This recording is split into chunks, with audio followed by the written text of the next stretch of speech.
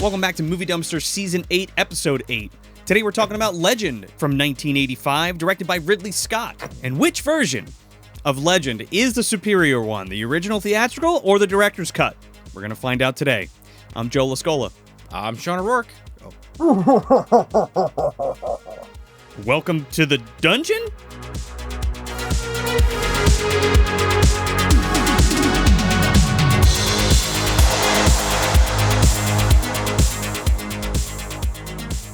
Oh my god, it's the Lord of the Darkness! He's here in the dungeon. We He's must have here. been bad. No, guys. Oh, it's just Tony. Wait, well, It's still the Lord of the Darkness. The movie must have been really bad then. I have such a bad reputation that I had an image consultant. And they're like, how about you dress like the literal devil? Oh. It'll make you more appealing to people. It's an improvement. They're like, this is an improvement. Oh my god, you start wearing glasses like Leon on Curb Your Enthusiasm. They tell him he looks smarter when he's got glasses on. People treat him nicer. Same thing. Oh my god. Yeah, just keep the mask on. Mask with glasses, that's the ticket, Tony. So if you didn't already watch it, if you head over to Hack the Movies, I was on an episode with Johanna and Tony, and we talked about the theatrical version of Legend and everything that comes along with that version. And then we hinted that we were going to do the director's cut on this show. So welcome back, and we're going to tell you all about the differences and why this is the superior version and the way to watch Legend. Yes. Naturally, I swapped in for Johanna. Pretty standard on this show. We got to get her in here eventually. Well, it was because Tony, we've talked about doing this episode for a long time, so it was fun to get two different perspectives because we all knew how we stood on it. It was one of those where like I was gonna get murdered by her if I did it without her. Yeah, No, that's fair. And I was like, all right, well. And then the three of us didn't get to do Return of the King together. So I was like, all right, this makes up for that. totally makes up for it with a better fantasy movie. Question mark. I don't know, better than Return of the King. All right, Yeah. let's save that argument for- Director's cut. Okay. Maybe if you said one of the Hobbit movies, but now I'm like actually thinking about Hobbit it. 3. I'll give you Legends a little bit better than Hobbit 3. I think I'll give you all three fucking Hobbits are worse than Legend. I'm just gonna say that. We'll get The there. live action ones. Yeah, but before we get into the different cuts of Legend, if you want some more Movie Dumpster content, you can head over to patreon.com/moviedumpster, where you can get an ad-free audio version of the show for only $2 a month. And you can get some other great stuff at the $5 or $10 tiers. We also have YouTube memberships now, if you want to do that, which is kind of like Patreon Lite. So you don't get any of the physical items, but you get stuff like commentary tracks and junk mails and minisodes and stuff like that. So if that interests you, help support your favorite show. And if you're watching here on YouTube, please like the video and subscribe if you're not already. And share the video with your friends. Get the word out on the show. If you're listening on your favorite podcast app, leave us that 5 stars and a like if you got time. Even leave us a sentence review. It does help get us into more eardrums, eyeballs, and everything in between. We're always talking about it. We want to grow this dumpster community, get more people in here. We really do appreciate it. Drive around just screaming Movie Dumpster out the window of your car to strangers. That works. That's what I do. That That's works. What I do. That works. You can. I just scream Movie Dumpster. They go, what the hell is that? And then they Google it. Yeah, but you know what works better than that? What's that? Leaving those reviews and liking this video and sharing it. And if you want some more Movie Dumpster stuff, if you want to buy some stuff, we have an online store where you can go to moviedumpsterpodcast.com and get some stuff, get some hats, get some shirts, get whatever you want. We also have a calendar there so you can see where the Dumpster Boys are going to be. Coming up on May 17th, we're going to be at Creep Show Beach Show, presented by Found Footage Festival, Crypt Video Rentals, and Vintage View Cinemas. They're going to be showing Creep Show on a giant screen on the beach where they filmed Something to Tide You Over in Seaside Heights, New Jersey. You don't want to miss it. Grab your tickets now. And then from July 11th to the 13th, we're going to be at VHS Fest 9. They got an awesome lineup this year, including special guest Frank Henenlotter, which is amazing. And that, of course, is going to be at the mighty Mahoning Drive-In Theater in Lehighton, PA. So grab your tickets now. So yeah, the director's cut of Legend, Ridley Scott's Legend. Mm-hmm. We should have led with that one for anyone that doesn't know. Not the Tom Hardy 2015 Legend, which I'm sure is a fine movie, but it's about something completely different. We're going to announce it. People are going to be like, what the fuck? Where's Tom Hardy? Where's Tom Hardy? The two Tom Hardy movies. Yeah. Where's twins? Your co-host, of course, right, Tony? My co-star from The Dark Knight. Oh, yes. An old Hack the Movies joke, naturally. Right, it's a joke, right, Tony? Oh, trust Wait, me. what? No, Oh, I forgot you were really there. Oh, we talked about it on the other theatrical version. Oh, okay. You can't forget that one. It's come up for years now. Yes, Legend. Ridley Scott's Legend. Ridley Scott's Legend. Now, I had talked just real briefly. I was over on your show, like I just said, and we talked about the theatrical cut. And what we're going to do here is talk about all the differences that are in this director's cut, which improve the film and the storytelling thereof. And on your episode, I talked about that unicorn horn that I had made. Yes. Well, here it is. And I sculpted this, and I cast it and molded it, and here it is. But it's not finished.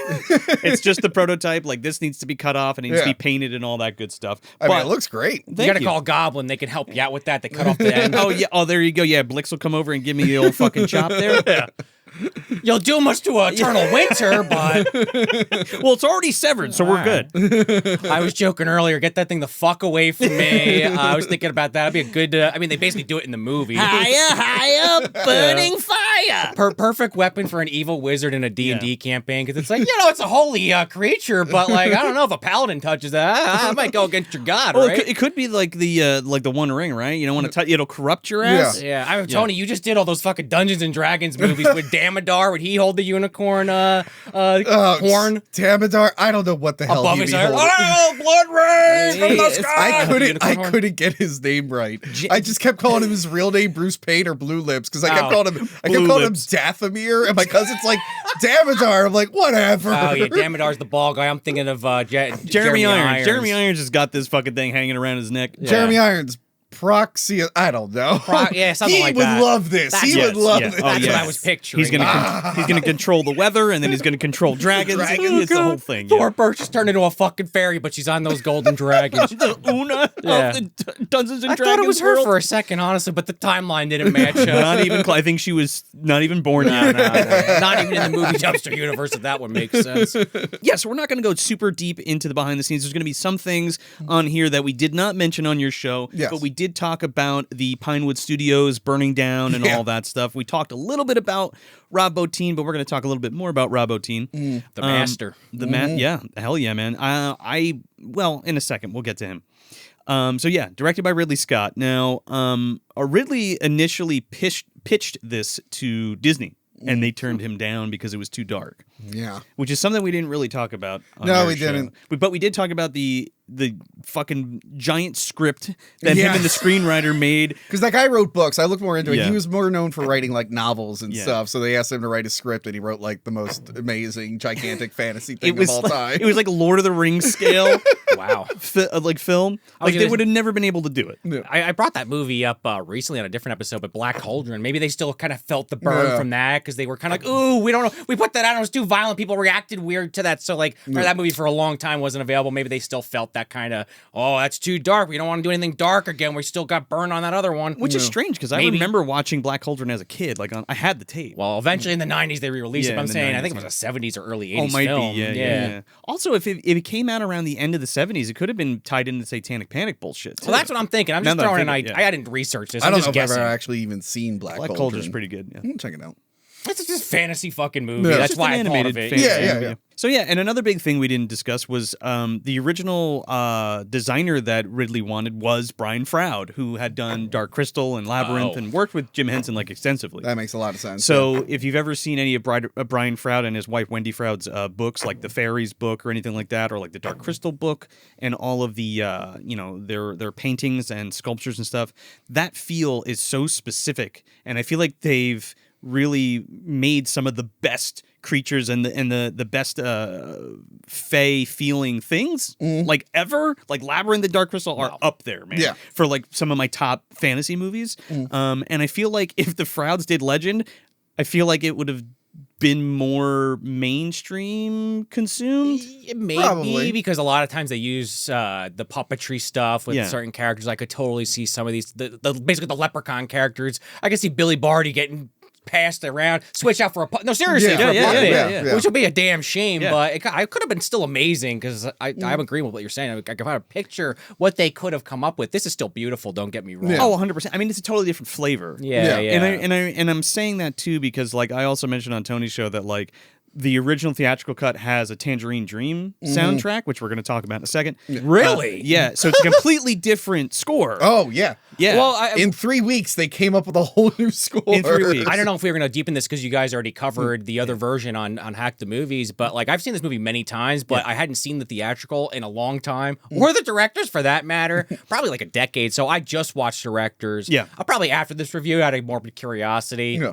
Go back and watch theatrical, but that's where I'm coming from at this. Sure. Only watch directors. 100%. But because of that, the movie feels completely different. It feels like a never-ending story or a labyrinth or something like that. Like I was saying, because of that not music, techno, but like a synthesizer score. So it's interesting how different it feels with Jerry Goldsmith's in the director's cut. Yeah, that is kind of crazy. Just that is such a wildly different style of music. Yeah. I mean, when you watch it with Jerry Goldsmith's score, it's like it feels more magical or medieval. It feels like Clash of the Titans or something like that. That's what it was meant to be scored to. 100%. Like they designed it with that in mind. The thought didn't even enter my mind. I guess if I remember that different story, but didn't even think about it. Well, like, it fits. To add insult to injury, not only did they have to do the theatrical cut in like 3 weeks with Tangerine Dream, but fucking Jerry Goldsmith worked on the score for this movie for like 6 months, like the longest of any score that he's worked on. I feel like that's not the first time that we've talked about Jerry Goldsmith getting fucked over. It might even have been like Deep Rising or something. When we talked about Deep Rising, I think his name came up because I think he scored that, or almost did. It was like similar kind of thing. I think it's Goldsmith who does Deep Rising, but we've talked about it. But more familiar people would be with like Planet of the Apes and Star Trek and The Omen. Yeah. What else did he do? So much shit. Gremlins. He's one of the greatest of all time. Yeah. Rambo, 13th Warrior. I just wanted to get 13th Warrior in there because we haven't talked about that in a while. Oh, God, yeah. Eaters of the Dead. And Twilight's on the movie, dude. So, yeah, it's pretty excellent. And that's about it in terms of, like, the background stuff. If you want the other half of that, go over to Hack the Movies and check out the theatrical cut that we covered. So, yeah, we already did this, but let's do it again.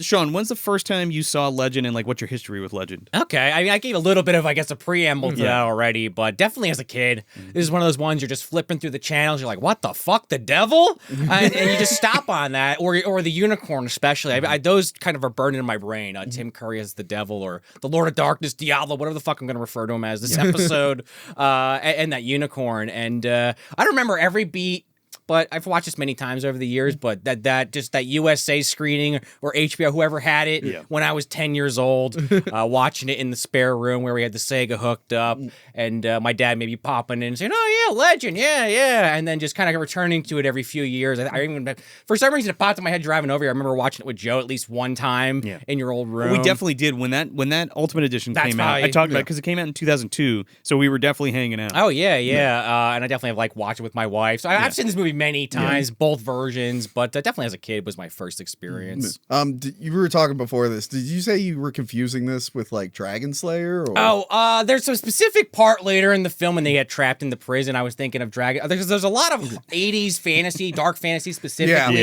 that kind of came out in this time. And there's a couple like that with Peter McNichol, where I was like, oh, I thought one of these characters died here. I was like, nope, that's Dragon Slayer. The guy from Neverending Story, the old elf guy, gets a fucking arrow through the chest. I was expecting Screwball to get taken out. I was like, oh no, not Screwball. No, that's the other old guy with white hair. Not Billy Barty. No, because in our episode, I was telling them that like I must have seen Legend and Krull around the same time. So growing up, because I didn't own the movies, I had to watch them on TV. I would always think I was watching one or the other, and I would wait for moments from one movie to happen in the other. Oh god, you're waiting for the swamp to show up, but it's like, is this the quick swamp? Yeah, or is this like the hag swamp? Right? Specifically, I would wait for them to get to the swamp. I'm like, when's the lady come out? I'm like, oh, there is no lady. All right, well now that I know you're a Krull fan, that's when I've been wanting to. I got the fucking DVD at home. I love Krull. Because I love Krull. I don't know if anyone cares about this. Horror is probably just from knowing Joe and covering on the show so much. Probably my favorite, but fantasy is just my overall favorite genre of everything. I love Dungeons and Dragons. I like fucking wizards and knights. It's cool, man. So let's put Krull on the list. I love Krull. Krull is so Liam Neeson. I want to do cameo. I want to do fucking Dragon Slayer. There's a list. There's a lot of good fantasy stuff. But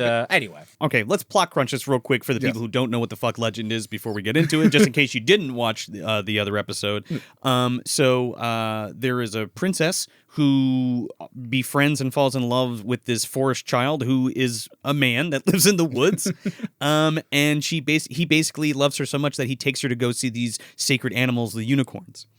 And by doing so, they lead a pack of goblins to them, and a Lord of Darkness, who is essentially the ruler of darkness, and the unicorns are the ones that possess all the power of light in the world, wants these unicorns dead. So he has a plan where he sets a trap up and uses the princess as bait to catch the unicorn. The goblins kill a unicorn, and the fate of the world lies in the hands of a little boy and some fairies.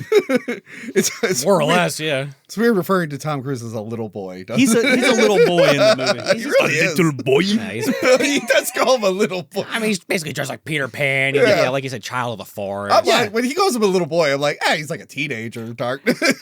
Well, to Darkness, he's probably like a baby. Yeah, I mean, that's how true. old is Darkness? Oh, God, Eons yeah. old? Right. I don't know. exactly. He's acted like a 12-year-old not knowing how to talk to a girl. So how old is Darkness? Also true. Dad, what do I do with the girl? What were you saying? He's like the South Park Satan. I was gonna. They had to be riffing on that, obviously. Oh, come on, Dad. Like, you got to tell me how to talk to this girl. How do I do it? Yeah. Oh my God. I get this funny feeling in my pants. Because he had never, we'll get to it, but Yeah, he has yeah. never fallen in love or is attracted to a woman, question mark, I guess. Not in the way he is to Princess Lily. That's No. for sure. No. So right out of the gate on this, there's no intro crawl. Yeah. And There's intro crawl Now in the there's theatrical? yeah, Yep. that's a big one because there was so much other shit cut out from the end where this exposition is filled. They were like, fuck, let's put that crawl in, baby. And there's a whole crawl that tells you basically things that Darkness actually says later in the movie in the director's cut. Oh my God. Yeah. And also, Lily in the theatrical, not a princess. They've managed to snip out all the parts where they mention she's a princess. Isn't they, that kind of important? They don't erase it all out of there. I think it's a There's some holdovers here Yeah, and yeah, there, yeah. you can tell. But yeah, they constantly refer to her as lady. yeah. I mean, I guess she doesn't have to be a princess to be innocent, but Yeah. that kind of adds to the mystique of it, especially when she's like kind of running around frolicking and just hanging out with townsfolk. They're like, "Oh, we're peasants. Why are you out here?" They're like, Yeah, now "I love that your we know she's company." not a princess, like, lady, get a job. Well, What are you doing? Well, stealing that was bread. the whole thing. Yeah. I kind of like that though. I don't know. It humanizes her on some level because you kind of for me because you kind of assume a lot of times, not always to go off of history, but in these fantasy tales, it's the princess. She's either already captured and helpless, or she's just snooty bitch. Yeah. This one, she's actually kind of down to earth. She's chit chatting with these farmers. I like it. Yeah. Sure, she wants the experience of being poor. Well, that part of it's a little. You start to lose me. Yeah. She's like, I love the cottage and all. This is great, isn't it great? Even though I can go back to my fucking castle Yeah. with all my money at any time. That's when the elitism starts to come Yeah, out, yeah, right? yeah. Yeah. Well, that's what affords them the ability to do shit like that, run around in the woods all day. You're right. Yeah, yeah. With Tom Cruise. Yeah, with Tom Cruise. So everything feels completely different because of the Jerry Goldsmith score. I mean, it sets a completely different tone when you watch this movie for the first time. And you know what else helps sets the tone? The singing. The singing, I think so. Yeah. I really She doesn't think sing so. in the original. No, No. none of it is All in of it. the singing in this cut, and you don't realize how important that is to her character. It's a big part of who she is, and I don't know how everything works together. The And- whole innocence. Yeah. yeah. Well, you still get that, Sure, but it because adds she to it. doesn't mean any ill will. We'll get there. So much like the theatrical, it opens with Blix and Darkness talking to each other. The big difference is you don't fucking see Darkness at all. Okay, I was gonna ask that because the way that this does it, the director's cut, it's like an hour and 20 in. He finally appears, like Yep. walks through the mirror. That's but you the- just get like a Dr. Claw, like Inspector Gadget kind of Yeah. thing up to Yeah. then. I like that. And that's the big reveal for this character because he looms throughout this movie until he's finally revealed at the end. You know, I'm gonna make kind of a funny comparison, but I just also rewatched for the first time in a long time Abira, the what is it called, the sea monster, the Godzilla movie. Oh, yeah. yeah. And that's kind of similar because I was watching that and like Godzilla is hinted a couple times, but he literally isn't in it for like the first hour. And I was like getting kind of pissed. I was like, I know he's not in it a lot in these movies, but like, fuck, get him in there. But the last half hour, he's in that movie so Yeah. much. Yeah. It's kind of like Legend does the same of the director's Yeah, cut. yeah. Same thing. You're like, you want Tim Curry, you want him, and then he's just fucking there. Well, because they got to wake him up with that fucking magical scimitar, dude. Then he comes out of the volcano. volcano, Yeah, kicks well- it, beers his ass. The opening Yeah, of this yeah, movie, I did look it up. There was a deleted thing that's in neither cut where there was an extra goblin. Like you actually see the goblins going through the swamp Yeah. to get to darkness, and one of them doesn't make it. I think I forget how it dies. That's kind of cool. Yeah, because the main one, what is its name? Glitz or something? Blix. Yeah, that's talking to him. Yeah. It's like, oh, are you the most hateful goblin? Oh, yes, He's like, sir, yeah. yes. He's the most loathsome. He's like, black is has your heart not the blackest? It's like, truly, Lord, black as midnight, black as pitch, blacker than the foulest witch. I love all the it's dialogue in good. this movie. I'm going to say it again, even though I said it on Tony's show. character- And Tim Curry is so good that like you don't actually need to see him. His don't. voice carries That's it. what I mean. Oh, And that's so why good. it's amazing when you do see And you're him, like, and holy it's not shit. a letdown. It's like, Yeah. oh, that's the most amazing Yeah. demon I've ever seen. Incredible. Right. Oh my god, right. But I Yeah. kind of love this like classic sniveling sidekick Yeah. character Yeah. who is eventually going to get too big for their fucking britches. Yeah. But I love how he's asking the Lord of all Darkness, oh, instead of just knowing how to do this shit, he's like, how do you go about that? How do you go about that? And he's just, all right, here, do this. What do All they right, do look this." like? You fool! Yeah, yeah. So a lot of this part is different. Like Darkness's speech is different. Yeah, they change his audio around. He changes audio around. There's not as many cuts. It's cut way better and smoother Yes. than the theatrical. And there's a particular line about the unicorn horn when he takes the knife and smacks it on his head. yeah. That was great. In the theatrical, he's like it's straight. It's like an antenna straight to heaven, and it's like they don't know what the fucking antenna is. You know, Or I- heaven. Is that even a concept I in thought- fantasy? Well, yeah. I thought about the Should've called something antenna. else. Like I the thought about heavens. antenna. I know we're thinking TV antennas, but like insects technically have antennas, so that was my justification. But it is weird seeing the devil in a fantasy land going like it's like an antenna. It's like, okay, Because he just says crowned with a single horn reaching straight to heaven. yeah, it makes That's more- it. Yeah, Well, that's like you see in things. They even make a reference to Spain later. There's some Spanish later, but it's like, and sometimes you see in some fantasy people will make that comment or that idiom, do as the Romans do when in Rome, but it's like, we're in fucking like Middle Earth. I get your point. Basic, or somewhere in Europe because Rumpelstiltskin might be running around. Well, I'm just saying, when you hear those kind of idioms in movies, you're like, well, that makes no sense, but I get what they're saying. Yeah. but yeah, I love this Dr. Claw sort It's of great. thing, and it only is see- distracting in the theatrical when they make him blue and green. He's got like a night vision thing, which looks cool, but then it constantly cuts to his arm and his hands aren't glowing. No. It's very distracting. the color, there's two different color palettes going on. Yeah. and like that is reserved for something later that they completely cut out of the theatrical, Yeah. which I is his father, is those okay. green eyes. Yeah. but he's also the throne that he's sitting in. Yeah, it's a little confusing. It's I a little was a little confusing. confused about that, but yeah, okay, that's what you're referring. I was going to Yeah. say there is that character later. Yeah. So again, so we leave there. We find out that the only bait for a unicorn is innocence, innocence, and okay, sure, whatever that means. Innocence. Blix runs out and gets the job done. Good thing he question didn't mark. misspeak. Emotep, the fucking mummy. Well, later. Maybe. Could be. There is a mummy later. Dude, he calls in a favor for Emotep. Yeah. That's true, actually. Get rid of this guy. Yeah, the score again. I just want to keep mentioning this because it's just so much better, and you see there's more shots of Lily. Right after this, in the theatrical, Lily's like at the cottage. That's it. Oh, She's wow. not really fucking around much. This, she's running through the forest a little bit. You get a little bit more of her taking it all in, and we get to see more of these beautiful sets that they built. Yeah. She's singing. She's Yeah. singing, which is a huge part of it.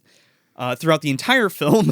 Yeah. Sometimes I'm just like, what the hell is she That- saying this time? It is crazy how strong this opening is because I feel like that's what like made me remember this. Yeah. Because I remember turning it on. I was expecting Blue Demon. Did Yeah.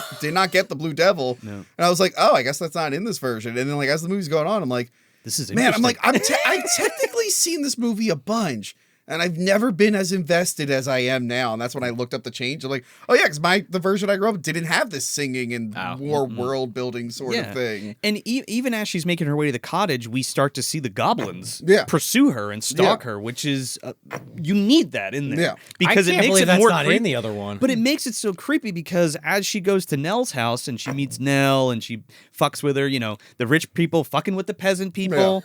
You're like Baby's Day Out, right? Yeah, and she's like, That's "Oh." my baby. No, it's not. Oh, whoops, sorry. I'm not even going to give you any money as an apology. She still gets the premonition of the winter by looking at the clock and things like that. Oh, I actually forgot about that. That's a good point. Yeah, but when she's talking to Nell is where the biggest changes happen because Nell it directly addresses her as she has like a royal visit. It's such a pleasure getting a visit from the princess. And you're like, oh, yeah, It's she's the princess. We don't know what this kingdom's really like. It might not be a No. big kingdom, I feel like. But even here, you get more exposition with Lily, and she talks about her father and how he wouldn't approve, and he's like, fuck, I don't care what my father thinks, because she's like the rebellious teenager, and she's coming into her own, coming of age, looking for her own man, but she wants to experience the world for herself. Yeah. You don't really get that from the theatrical cut at all. She got like her own agenda. She has like something going on. Her own agency. Yeah. She doesn't feel like a character that's like I kind of mentioned her, like just a damsel in distress. I mean, she kind of is later, but she still is actively part of what's happening and how things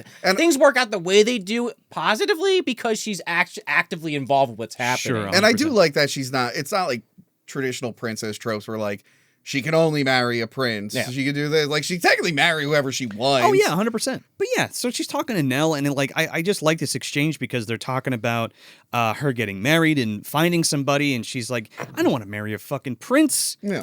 Like everything in this house, like there's no prince that can do woodworking like this. You know what I mean? So she wants a real man's man, Wow. a forest dweller. Jack ain't one of those people. Well, he's a forest dweller. He's not necessarily building houses and shit. I mean, no, maybe 'cause one day. No, he probably sleeps under some leaves and shit. Yeah. But he He talks lives to in rabbits. the forest. He's not a very big forest man. Yeah. He lives in the forest. He's like a fey child Yeah. rather than like a dude who like lives in it. He doesn't have a cottage or anything like that. Maybe a tree house. He might be able to do that. I don't know. We see him sleeping on the fucking ground later. Yeah. Just like cold with a fire. Yeah, I don't know. He's got no home to go to. So again, she's still pursued by the goblins. There's more of her, she leaves the house and leaves Nell, and she's looking for Jack. And this is such a great like stalk sequence because you're thinking that the goblins are going to jump out, but it's Jack and he scares her. You know what I mean? So there's a little bit of like suspense build up here. Yeah. Yeah. Oh yeah. Which is non-existent in the other one. Yeah. Every time you say that, I'm just gonna shake my head because I didn't watch both versions. I'm like, how do you not have that in there? Again, these little exchanges really matter. She has like a bindle that she gives to him, and she's like, "Oh, Jack, I missed you. Like, I'm so glad. Here's this stuff." And she gives him like cookies and stuff, and he's like eating cookies, and she's like, "I made them myself." I got it from Nell. And he's like, "Actually, I stole it from a peasant woman." I mean, it's like a heart-shaped cookie. Yeah. Is it sweet? And also in this version, it seems like the romance is new. Like they just start seeing each other. Yes, it feels like a puppy love kind of thing. Yeah. Maybe Whereas- they've been friends, but now it's becoming something else. Whereas in the theatrical, it's heavily implied that they wander off to a field and fuck. Yeah. I thought that's where it was going. She looked hot and heavy in a couple of these scenes, but then there Well, goes the the theatrical innocence. cut edits it to give you that idea. But then there's the innocence gone. She's definitely smitten. That's for sure. Well, she's not a premarital sex woman, as we find out. Yes. I mean, And the other version, she is. But that doesn't mean we can't still do mouth and finger stuff. I was gonna say she's taking it up the ass. Does that count? Depends on, your rule of books. That was flowered. That was the biggest shot of the theatrical. I'm like, oh, you want us to... I mean, they don't outright say it, but I'm like, I don't know. I feel like that we didn't need that. It does seem more innocent in this version where they're just hanging out. They're just hanging younger. out and it's cute and like, here's some food or whatever. Leave that more open to interpretation. Yeah. It makes more sense for Blix's line too, because she's like, aren't the cookies sweet? And he's like, might be nice, might be sweet, not half as nice as rotten meat. This is another big portion that's cut out because that again builds more of the fucking relationship where they're hanging out and he's teaching Lily how to speak Sparrow and she's like whistling and stuff and doing the thing Because he can communicate with animals. That's his power. Well, he's a forest child. Yes. I like how they establish it that way later, because then when he's talking to other things, you're like, oh, okay. Yeah. Even though they're not talking back because they're fucking animals, you're like, all right, I buy it. But like even Tony said, he's like, I don't know what the fuck they're doing. But then it becomes clear when she's like, well, now teach me how to speak rabbit. Yeah. Wow. And he's like, nah, I don't think you can. We're not doing rabbit today. It's too much. It's too hard. Here's this fucking blindfold. I have something better to show you, actually. Yeah. Don't tell anyone. It's really illegal. This really got me too because she pulls out the charm and she's like, Oh, yeah. oh my father says I'm brilliant, which is not in the theatrical. And she pulls out her charm and she's like waving it and she's like, look, my brilliance is so charming. And he's like, no, something else is attractive. Wow. It is awkward in both cuts where she's just like, look at this. But in the theatrical, it literally is just like, and then it cuts. It's like, oh, Well, what the fuck was that? Because she's making a joke where she's like, look at me, dazzle you with my wisdom. And she's like dangling a chain. It makes a little bit more sense here. Whereas theatrical, it's just like, and I guess now she's dangling a necklace. Well, Why again, not? it's also that thing where they're foreshadowing the reflection off the off the gold. Sure. Oh no, 100%. But there's more It's more purposeful than just like. Foreshadowing. You know. That's really how it is in the other countries. Oh man, it literally cuts her dangling this fucking piece. And definitely has more heart to it. Yeah. So he takes her to go see the unicorns. You know what? You don't trust me? I trust you, Lily. Put this fucking thing on. No, because I do, but I don't. Again, there's a lot more of them going through the woods. You see these beautiful sets that had been built, and it takes them a while to get to the unicorns. It's like a solid minute in real time. Theatrical. He puts the blindfold on, and they are fucking there. They're just there. Like, oh, put it on. All right, come over here. Take it off. Oh, there's the look. We walked so far. I mean, do you know how much time is actually shaved off? Do you know that? He said in the thing it was around like 8 minutes. Well, that it's adds up, 20 minutes. 20? Okay. The original or the theatrical cut is 89 and the director's cut is 113. Okay. Wow. And then the original cut is 120, but all of that film is lost apparently. Okay. Yeah. So yeah, it's just great. Like I like being in the world, and it makes sense, and it's like, oh, this must be really secretive and special that he's taken her here. You know what I mean? And again, I'll give anything to see more of these sets too.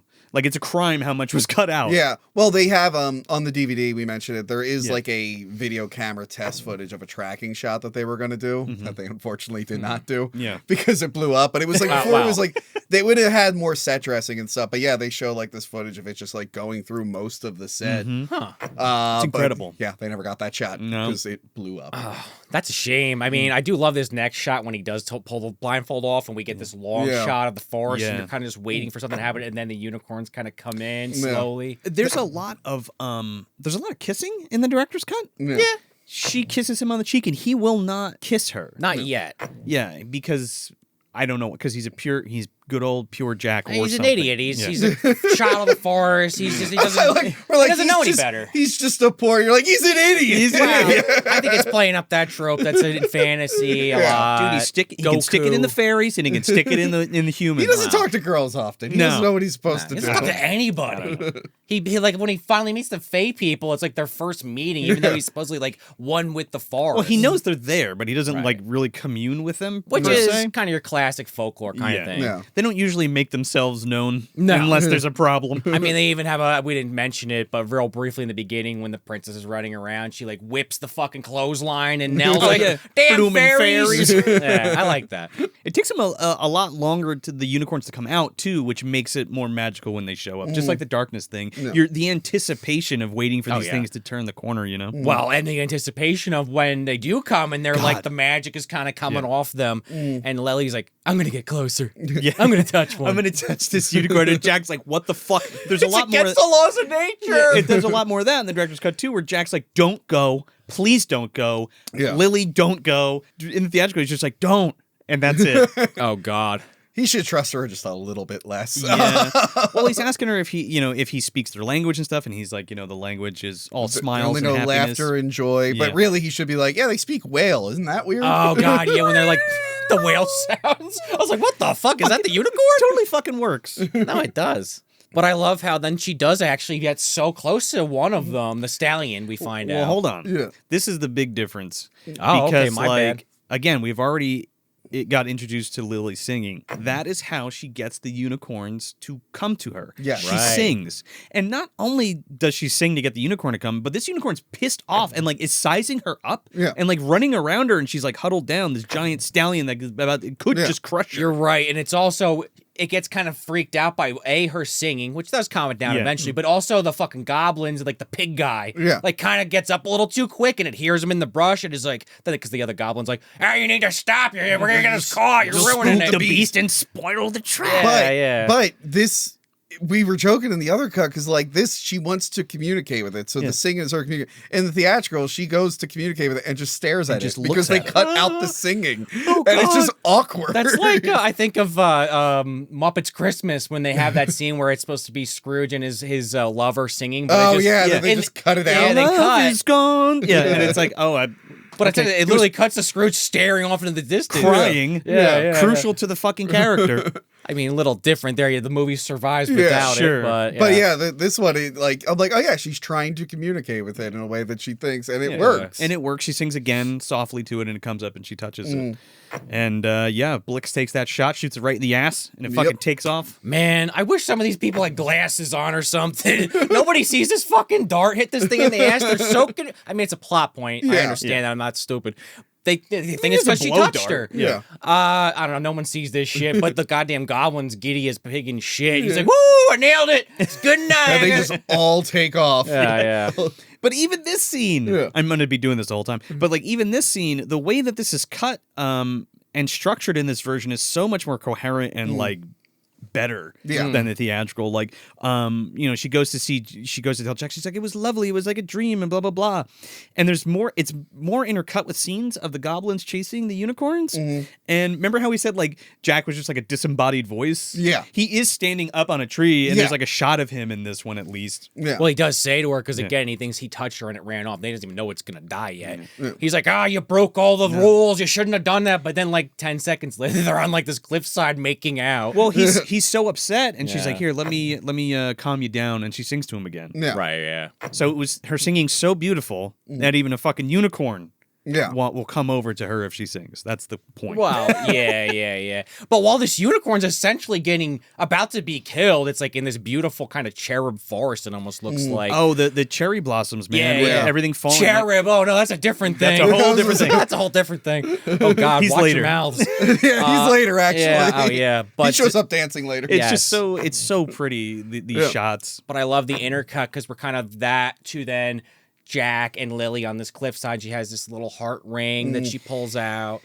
Again, there's more here to these characters. So like the theatrical, she's just like, look, a ring. Yeah, go get it. And this, he's like, she kisses him. Right, she kind of pulls like, him and she's in. like, why won't you kiss me? And he's like, I'm afraid you'll break my heart, which is a great line. And then she's like, don't you wish this was our wedding ring? And another drop of the princess thing. She's like, I'm a princess, so I get to choose a challenge for my suitor. Yeah. So she throws it in, and he immediately fucking lickety-split dives off. Just dives right in, which is like one of the earliest things in the script that the writer was like focused on. He was glad it made it into all the versions. Because he like he's like, if I say yes, will my wish come true? And she's like, I don't know, go get it. And he's like thinking that he won't do it. But then right into the fucking river. Right in the river, and she like senses it, sees the sky kind of start to get malevolent. That's another thing too. As they're going to see the unicorns, there's more shots of the sky and the ominous presence like looming over, which is not in the theatrical. And that's another reason why I want to go back and rewatch the theatrical after this, because it's like the way this is edited. I don't know if this was the original editor or Ridley's going back in there and changing shit, but this intercut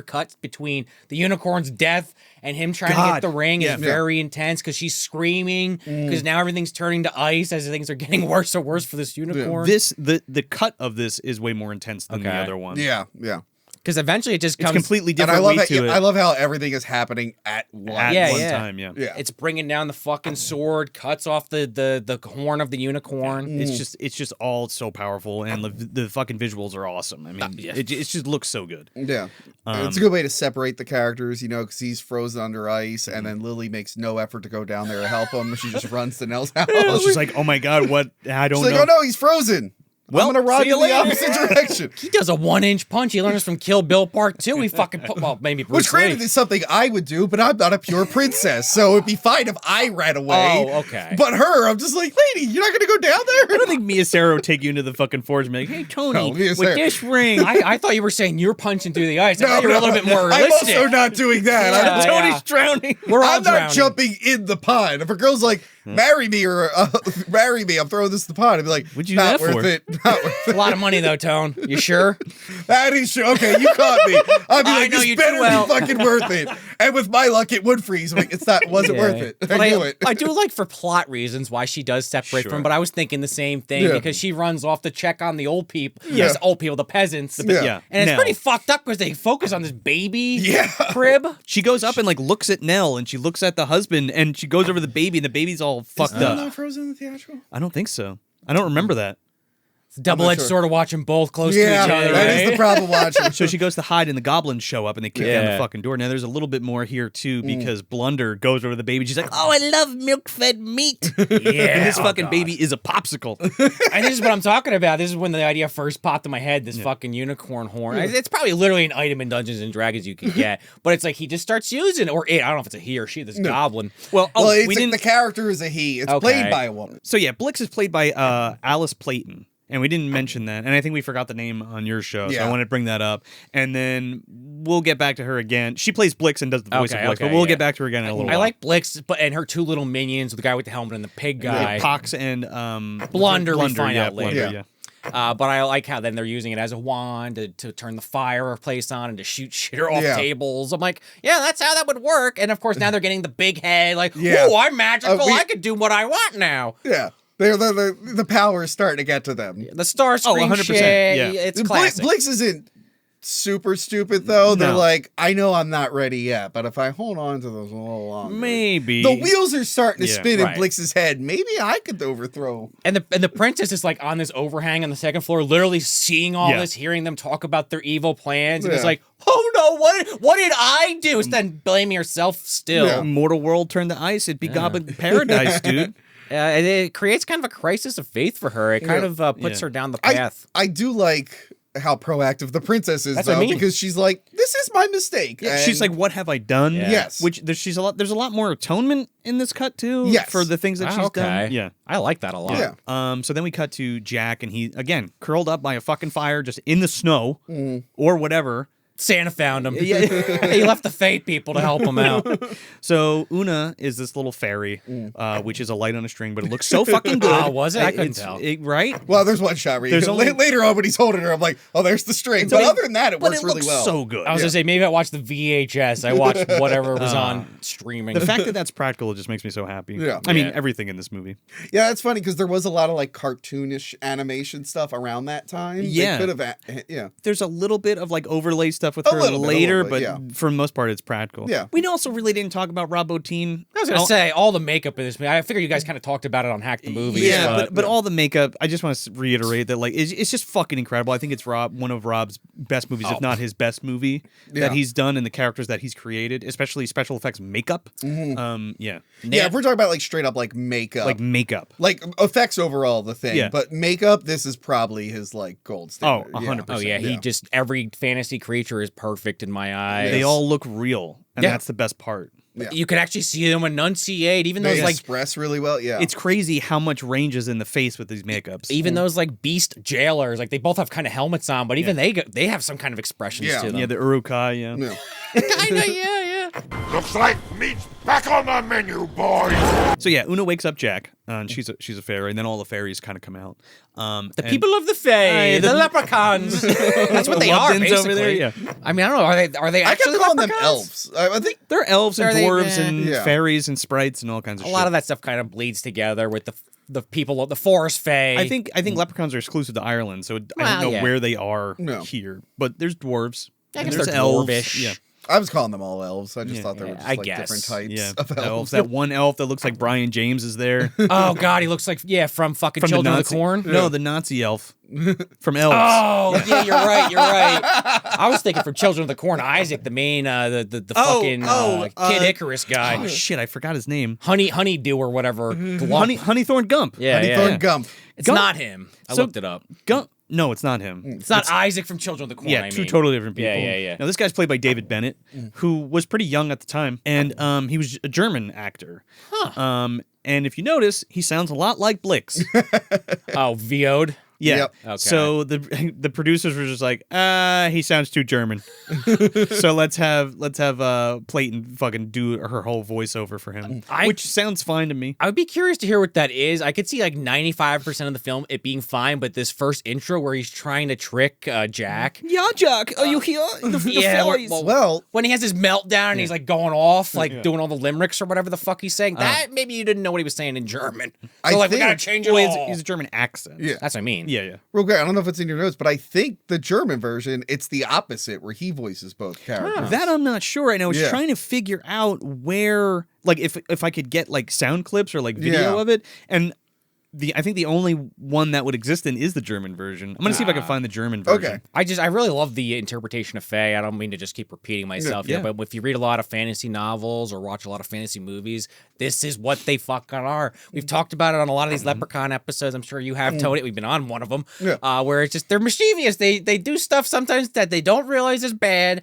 Just like this guy in the fiddle. Yeah, we'll help you, but if you lose, we're basically gonna take your soul or whatever. He basically threatens him. Well, it's his fucking fault. Yeah. Now this isn't in the theatrical cut. This whole Gump exchange. This interrogation. Yeah. It is ridiculous in the theatrical cut. It is insane. So basically, he's just like, what did you do? He's like, I let Lily touch the unicorn. He's like, how could you do that? He's like, I was in love. And like, oh, well, let's toast to love. Toast to they love. cut out the whole riddle, whole the thing. breakdown, Yeah. everything. I love the riddle and the breakdown. It's Honestly, very what you would expect a fake creature to do. Oh, 100%. In the other version, it makes it seem like they actually don't care that much. No. So when later on, when Gump is about to murder the princess, Yeah. it's like, this feels very out of character. why is he but doing that? this version, you're like, oh, he actually really cares about this. I do like how they're kind of putting it all on Jack, though. Yeah. Again, he doesn't really understand what happened, but yeah, he did bring her to the unicorn. Yeah. Gump as a character needs this scene. Yeah. Sure. Because Gump is kind of like the leader of the fairies to an extent. Yeah, They he fucking is. call him Sir and shit. And he kind of like infers that he knows everything because he talks to Jack. He says to Jack, like, oh, you know, I know your name. He's like, how do you know everything? There's actually like a reason why. He's Right. like, well, why do the birds migrate here? And why do the salmon of Capistrano flock to whatever? He is also the one laying down the riddle and everything. Yeah. He's always the Yeah. kind of one speaking. All the other characters, it's always a comedy moment usually. Well, yeah, and I like it. I like it in this version because he's like, what happened today, Jack? Why don't you tell me? And Jack's like, nothing. He's like, nothing happened, huh? Nothing. Oh, I just guess it turned to winter for Yeah, no yeah, reason, Yeah, he's like a Jack. cobbler. or Yeah, and he's something. like, yeah. He pulls out his fucking fiddle and he's like, answer me this riddle, and if you don't, you'll be hearing the death song, my man. That's what it is. Yeah. Yeah. I will say, because I remember in the other version, I was confused. I'm like, does he play music in the director's cut? I think that scene originally might have even went longer. So I Yeah. was looking at the behind the scenes footage. He's like rocking out at Yeah. one point, and that is in no version of the movie. That's in the Darby O'Gill and the Little People. They sped it up. Oh, you know Gump's hanging out with them in the mountains. He's like literally like this, and the guys are dancing. I'm like, that didn't make it into any version of the movie. I wish it did. But there's also a great shot here that was cut out of the theatrical where it's like this big wide shot of the big fire with all the bubbles and stuff. Yeah. Oh, It's the really bubbles. cool. That is awesome. Just really sending home the message that this is magic. Jack ends up answering the riddle right, and fucking Gump freaks out, smashes his little fiddle. He's like rubbing his face in the ground and shit. He's pissed. Too German. They had to VO it. And it also makes more sense with the wine in this one because This is so funny. because Jack's like, you know, a riddle without an answer is like an empty cup when you're thirsty for wine. And he's like, wine, that's a great idea. Yeah. Hey, Brown Tom. And he's like, fucking Gump. That's my secret stash. Oh, he's got the glasses on his Yeah, fingers little like thing, grapes. Again, it's a lot better than you're going to destroy the world. Oh, you got a girlfriend? Let's drink. That's how it is in the other cut. He's like, you bested the Gump, so you're going to live. At mean- least for now. Everything seemed like it made sense when I was watching, and none of these things even entered my I know. mind. I know. I know. I love that his hat. He pulls his hat off, and that's where he keeps the wine. He's like, oh, That's all careful now. That's my elderberry wine. when he's pouring it, like, don't spill any. Don't you forgetting me, Gump. Right. Yeah, because it's like, oh, if it's wine you want, it's wine we'll have. Here we go. They make a toast to Jack. Yeah. That's like not even in the theatrical. So now they need to find the mayor. Because the mayor is out there, the fucking stallion is dead. Yeah, And there's a right. lot more scenes of them and Lily like traipsing through the forest through all this snow and stuff. There's a lot of Jack going Lily, which is Yeah. not in this one. Yeah. And they find the stallion who's like in snow. It's really sad to look at. I mean, it's dead as far as we know. It's not fucking moving in the Its snow. face is in the snow, Yeah. like it's dead. Yeah, it's pretty brutal. There's also extended sequence where Jack asks for forgiveness from the mayor, and that's how he kind of gets the mayor to trust him. And then they take the mayor and kind of protect her for right now. And also, she like gives him information on what to do. about there needs to be a champion to go fight darkness and restore the order of light and dark. His animal speaking. Yeah, right. With his animals. We don't hear it talk in either version. That would have been funny if it Yeah. was just like, well, Jack, guess what? Jack, you're the champion, Jack. Could have had subtitles like Godzilla when it talks to like a Oh, yeah, we needed that. Gears, yeah. Mothra's in the background. Can we speed this the fuck up? So Gump's like, a champion, eh? Who's brave and strong? Well, looks like you're the guy for the job, Jack. And he's like, wait, what? And he's like, I know where we can get some weapons. Let's go. It's like, wait, wait, so you know this forest. You know everything that's going on. You know where the weapons are. It's like, Gump, why isn't it just you? Why Well, don't you do it? fucked up, Jack. You took her to go see the unicorns. It's your fault. He's like, well, no, you said pure. I'm kind of an asshole, Jack. Well, okay. You won't kiss Lily, so that's good enough. Right. But they're also like, yeah, if this other one gets killed, like, the realm's finished. Like, it's destroyed. Oh, yeah, it's done. So, Yeah. Brown Bottom, we're just going to leave you. Nobody else to protect that you. was hard. That was, okay, both versions. Like, that Brown was a bad. Tom. Like, Yeah. Brown Tom, my I bad. think Johanna brought up, they're like, wait, so there's a big cave that no one knows where it is? Like, why didn't you just put the horse in the cave? Yeah. It's like the fucking Cave of Wonders when they get there, man. I'm looking for the Scarecrow and the Lion, like Return to Oz or some Oh, shit. man. Well, Gump can't go in the cave for whatever reason, so he sends Jack and Una in. Yeah. And this is where you get, again, a little bit more of this. It makes a little bit more sense, her character, because she's like, Jack, I want to show you something. Look, I'm actually this pretty fairy girl. I showed I should hook. And Jack's like, oh, shit, you are fucking hot. That's is something our you lose in secret. translation. Yeah. Because, like, he is completely spellbound by this fairy. He is. Well, he even has the sparkles on his Yeah, face. he's like, literally. are we going to fuck in this Where, cave? where in the Or- other version, he's like, yeah, that's nice. There's He's a like- lot going on, He's lady. like, where's the sword again? Yeah, okay. That's I like don't, got a spotlight on it. Yeah. yeah, he's like, I don't really care. Where's the sword? She's like, a fairy's love makes anything possible. Jack, shh, don't tell Gump that I'm a fairy. Also, I want to bring up the cave at the very end of the Yeah, movie. yeah. I want to bring up this cave because there's two different endings Okay. to both cuts. But Yes. Yeah. So he gets his his chainmail and his fucking sword And the there's a- shield. and the Yeah. shield. Like he's got Perseus's shield. The mirror shield. mirror for shield. Zelda. Yeah, the mirror. I mean, I he is said that in the other Yeah. episode. fucking dressed like Link, for Christ's sake. Exactly. Okay, all right. So So- I brought up that people said that this movie kind of influenced Legend. Apparently, it did not. You mean Legend of Zelda? Legend of Zelda. Legend yes, this influenced- movie. Well, Legend of Legend of Zelda Zelda. came out in 87 or 80. Yeah, Yeah, 88. so people think like maybe this, but I think it's just both are pulling from the same source material. That's It's what I just it was more just a coincidence that the game has very similar kind of scenes totally. like this. That's what we were saying before because we were talking about D&D, and I'm like, well, both Tolkien and everybody pulled from these old Yeah. stories and this old like It was lore. just it was very close together, and there's a Yeah. lot of similarities. And there was a shit ton of fucking dope fantasy shit in the 80s. Oh, yeah. Well, like we said earlier, yeah. yeah, Krull. Yeah, Yeah, we yeah, were all yeah, in exactly. that. No, it's good. I don't like you're anti-Krull. It's fine. This guy's anti-Krull. It's fine. The Krull crew over here. I don't think it's as good as some of the other ones. I mean, I'd have to do like a back-to-back. It's been a minute since I've seen all those movies, You so I don't. stabbed me in the back. I said earlier I love Krull.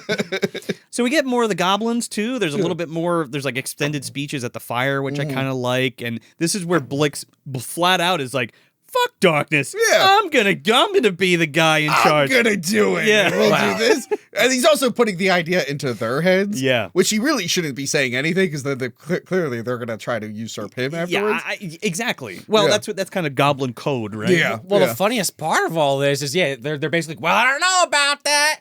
And then they're like, oh no, Big D, Big D. This fucking ring wraith on a horse comes Yeah, down. it's pretty cool. Which I love Blix just throwing the horn. Yeah. And be like, Well, Blunder, like literally pulling a Blunder. Yeah. Ah, now I have all the power and fires it at the devil. Dark Lord. Shoots a laser at him, and he's like, boom, knocks him away. And then he summons Emotep. Emotep. Enough. And he takes the I fucking just unicorn. love the over. part where Blender just goes, "Oh shit!" Oh shit. Yeah, what were you fucking thinking? That didn't slip out of Blix's hand. That was a tactical move. Picks his ass up and dumps him down a fucking hole. Dude, he Donkey Kongs his ass like Smash Bros. You ever play Smash Bros. For 64? Yeah. Grab someone and jump off the edge. That's what Oh, this yeah. damn mummy does. really- As he goes off the edge, adios, amigos! I'm like, all right, you're kind of taking me out of the movie, but that was funny.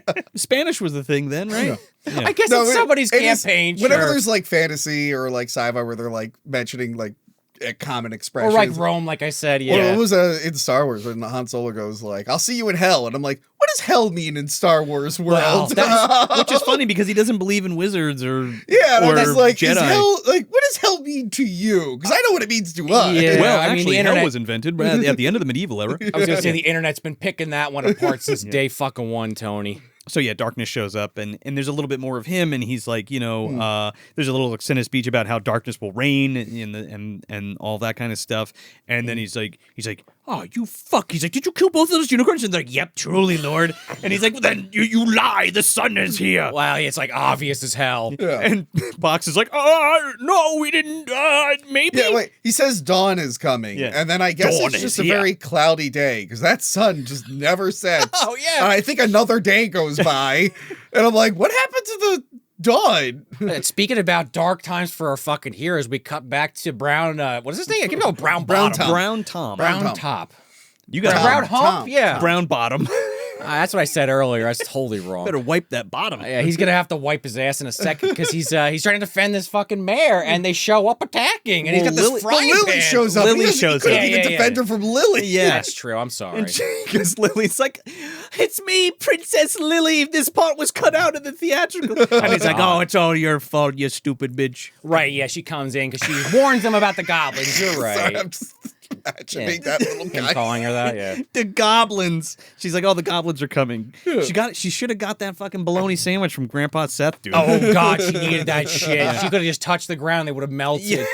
But yeah, you're right. She's the one that comes down, and then they start attacking, and he's like Samwise Gamgee with his yeah. frying pan, Yeah, man. I mentioned that. I know he's a little bit more handier with the steel, if you know what I mean. Well, that's true. I love when he puts it under his ass. It's like, all right, Okay, Check this out. We pointed out at some point the goblins are just aiming at the frying pan. Like, for points.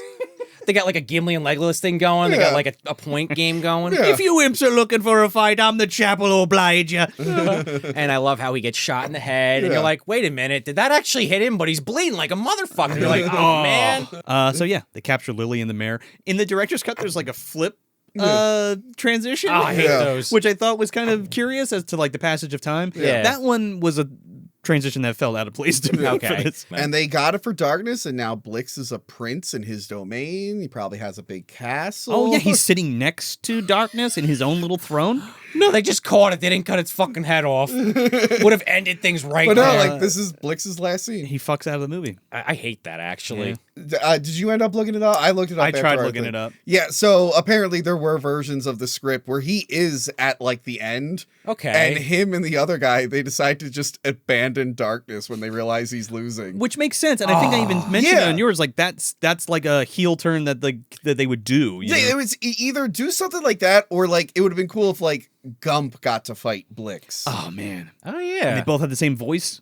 Yeah, that would have been really funny. Or Blunder, maybe get some revenge. Yeah, but it's just it's always bothered me in both versions. Like, Yeah. why does such an important character? Blix is like one of my favorite characters. Yeah, but he has like no exit to the movie. Nah. He's just suddenly not in the movie. I was gonna say I would have loved just that one scene of them like, let's get the fuck out of here. No, yeah. but there's no like even throwaway where they're just like eating at a table or walking around the halls. I would love if Darkness is like when he's like showing all the food, Blix's head is on a plate. Oh, God, yeah. or he's eating a fucking turkey leg like Kano or some shit. yeah. right. But just like it's such a cool character. I'm like, oh, they're just gone. Yeah. They're gone. But yeah, apparently in the script, they were going to be present for the sacrifice, but they were going to leave Darkness. Maybe off camera, Darkness found out A, they lied about killing the unicorn, and two, they found out that fuck that guy you shot in the head. I mean, no, he's alive. You shot his wine on top of his head. you idiot. realistically, as soon as they showed up with the unicorn, Darkness should have killed them. I think that's what happened. He fucking I mean, tanked it's them. my head implied, cannon, but it yeah. would have been nice to like see their corpse in that jail. Yeah, Or something. or Yeah. like chained up, or in the jail. Yeah, that would have yeah. been good. He used some burning hands. He just fucking lit their ass up, turned them into skeletons. I don't Probably. think they realized how cool Blix was while they were filming it, or else they would have given him something. Yeah. Well, the makeup, just him. I keep saying the pig guy. I'm assuming you Yeah. know what I mean, but Yeah. like Pox, just that yeah. pox, the Yeah. makeup on the nose, it's just Yeah. classic So good. goblins. So Yeah. good though.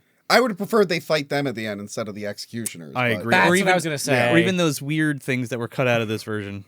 Oh yeah, the fucking the Morlocks. monkeys, Yeah. the hell monkeys. Yeah. Oh yeah, Oh, there's like that's not in the director's cut, is it? Yeah, yeah. What There's the an hell extra is- scene in the theatrical where these like big weird monkey things come They're out. like Oh, I Morlocks. kind of remember that because they show it for like a second when they're Yeah. running from the prison. Yeah. Okay. Yeah. they all meet up again, and Right, that's where they find the guy who he thinks he's dead, but it's his wine got shot me all through over my him. brain pan. Yeah. And he's like, oh, that's one arrow will do no harm. And it's this fucking wine's all over his head. I'm like, shit, all the elderberry wine is gone. At least he's alive. Yeah. So yeah, they're basically like, we got to go to the great tree and kick some ass. And Screwball and Brown Tom are like, I don't want to go in there.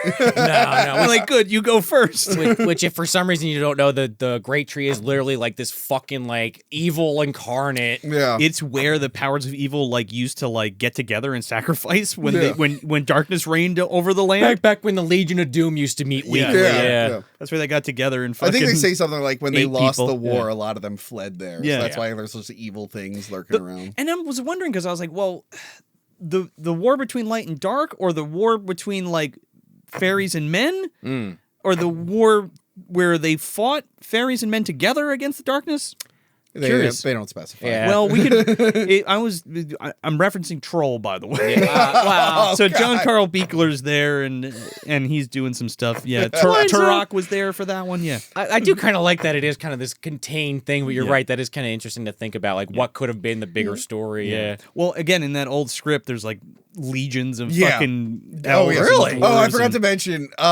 At one point there was like there was a pretty big like female producer on this, and I think it was either to the writer or Ridley Scott. She said, "All right, well, listen, the princess can't have sex with the devil." Apparently, that was in some version. I don't know if it was consensual or not, but they were like, "All right, we'll cut it out." She's gonna get beast fucked like Nikki. Apparently, it was one female producer's like, "Absolutely not. You're not doing that." We get it's the devil, but that's not the point of this movie. Innocent. Yeah. He's just after a virgin, I think. Yeah. Well, that's He just gets obsessed with her in particular.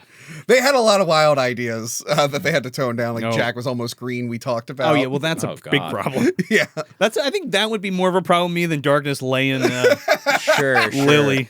We had like a real quick scene where they just see the princess and the unicorn chained up, not dead, but chained up, and then Yeah. we come back to the swamp, Yeah. and they're going over these fucking like tree branches while something's moving in the water. Something.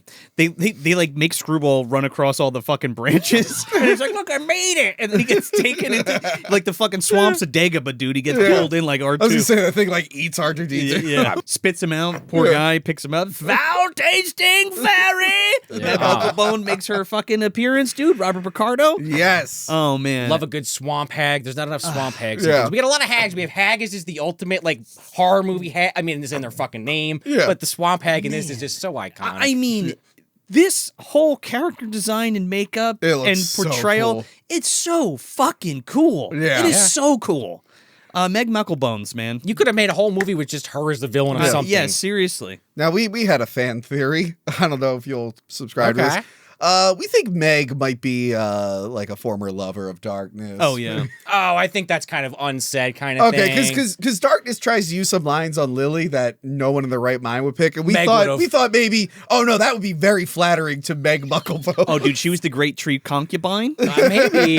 She's the booty call. I was going to say this is Granny Van Dam in her purest form. Dude, I wouldn't be I mean, surprised. maybe this isn't actually her, but this is what she kind of turns into. I think no, you're right. This might be her true form. Something in this vein. Yeah. Yeah. I did look up some theories where people are like, I don't know why, because I was trying to look up the Blix thing, and I Yeah. stumbled upon some like fan theories. People think like maybe that was a former princess. Could be. That Oh. Darkness corrupted, and then he corrupted her a little too much. He's like, go out in the swamp. That's what happens when you get dicked down by the devil, dude. You turn into God. Meg Mucklebones. You just turn into that right afterwards.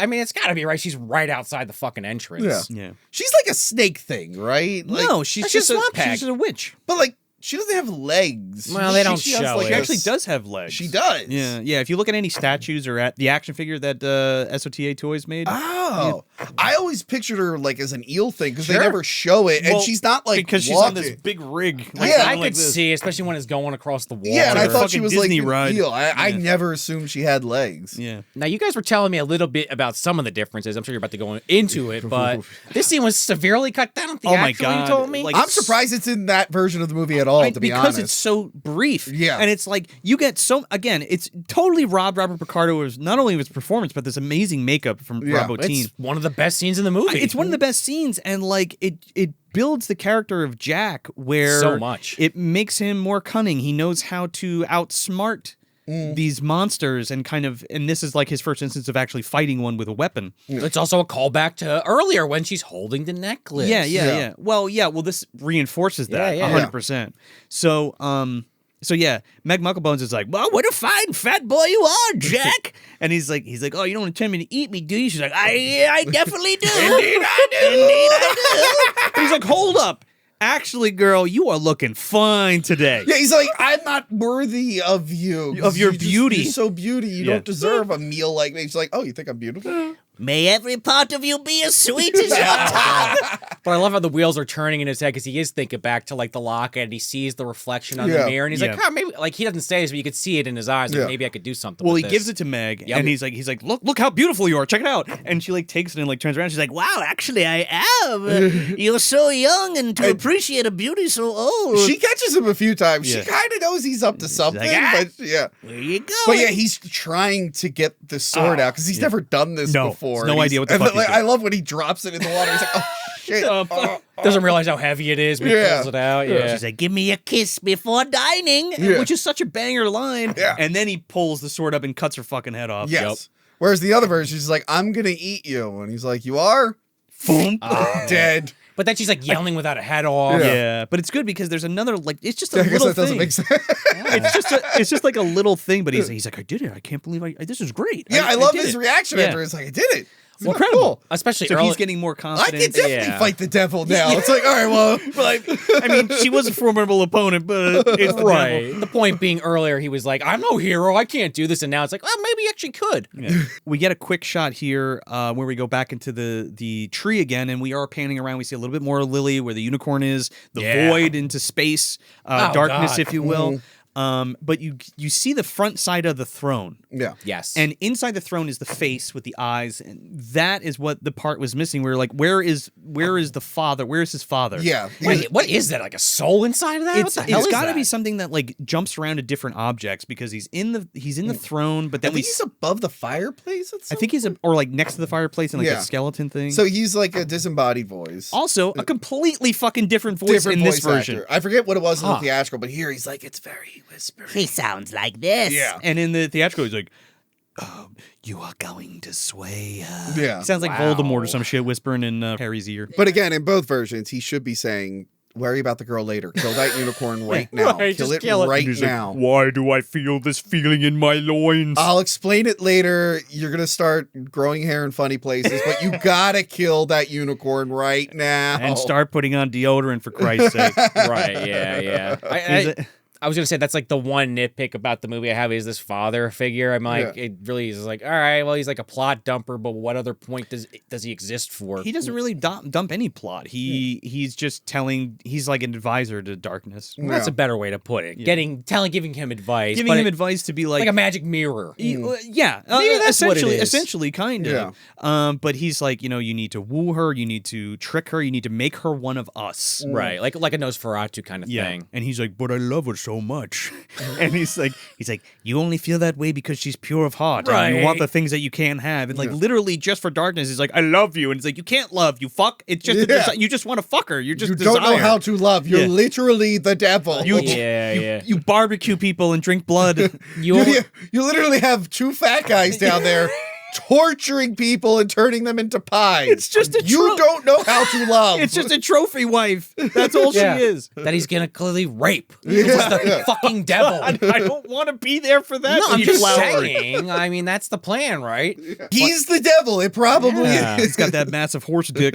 We still haven't seen him yet. Let's not. I mean, we know what he fucking looks like. He's on the cover, but we're almost there. You're right. It is funny how it's just like Tim Curry's voice, and you don't see him, and then it's the dad's voice who doesn't really have a physical thing over his eyes, and yet it still works. It still works. It totally works. Yeah. Our gang of fairies and menfolk are walking around the great tree trying to find their way in, and Screwball pulls like a fucking rope, and they like fall down this like trap door into a cell. It's like Goonies or fucking Mario Brothers. The very pipe. Goonies, yeah. It's like I was sliding on this ice trap for a minute.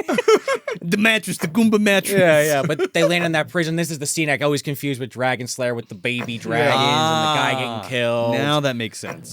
Peter McNickle walking through, killing all the dragons. Yeah. Yup. And this is where they find Blunder. He's not dead. When he got trapped in that hole, he actually then went to jail. The mummy's nowhere to be found. No. They're gonna eat him at some point. That hole was right into one of those jails. Yeah. Oh god, it's like a slide, right? Yeah. We do get Blunder's explanation for things. Well, he takes the helmet off, and he's, I guess, is he another one of the elves? Or He's a dark one of elf? them, except he has a claw.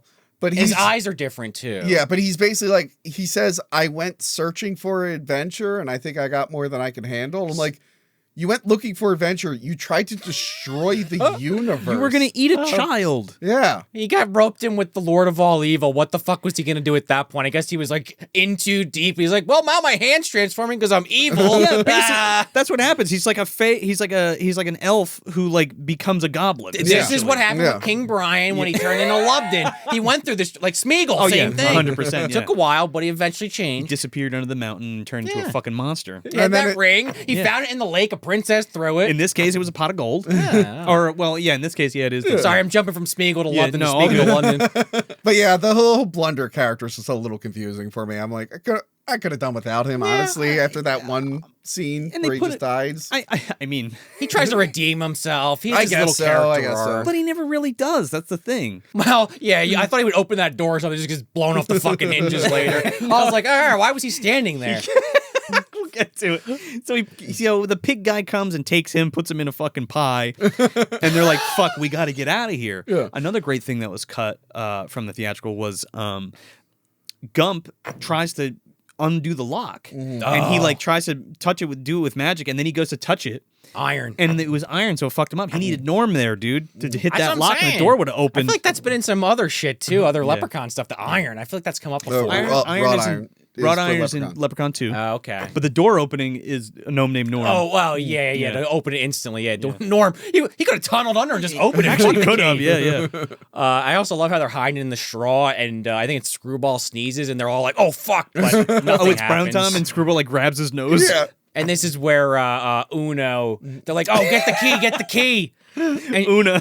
whatever. You know, the fairy. Yeah. And they're like, she could never carry it. And she's like, huh? Don't give away my secret. Not my secret. She's like, Jack, you broke your promise. And he's like, do you want us to keep this promise in the cell and fucking die? Like, Yeah. help Be like me that out. skeleton over there. Yeah. So she's like, fine, I'll do it if you kiss me. And he's like, okay. And he kisses her. On the I cheek. know, and he tries to get out of it pretty quick. I also love when she does transform. They're like, you son of a bitch. Yeah, How like- long have you been able to do Honestly, this? everyone should be giving her shit. They're like, lady, the sun's gonna blow up.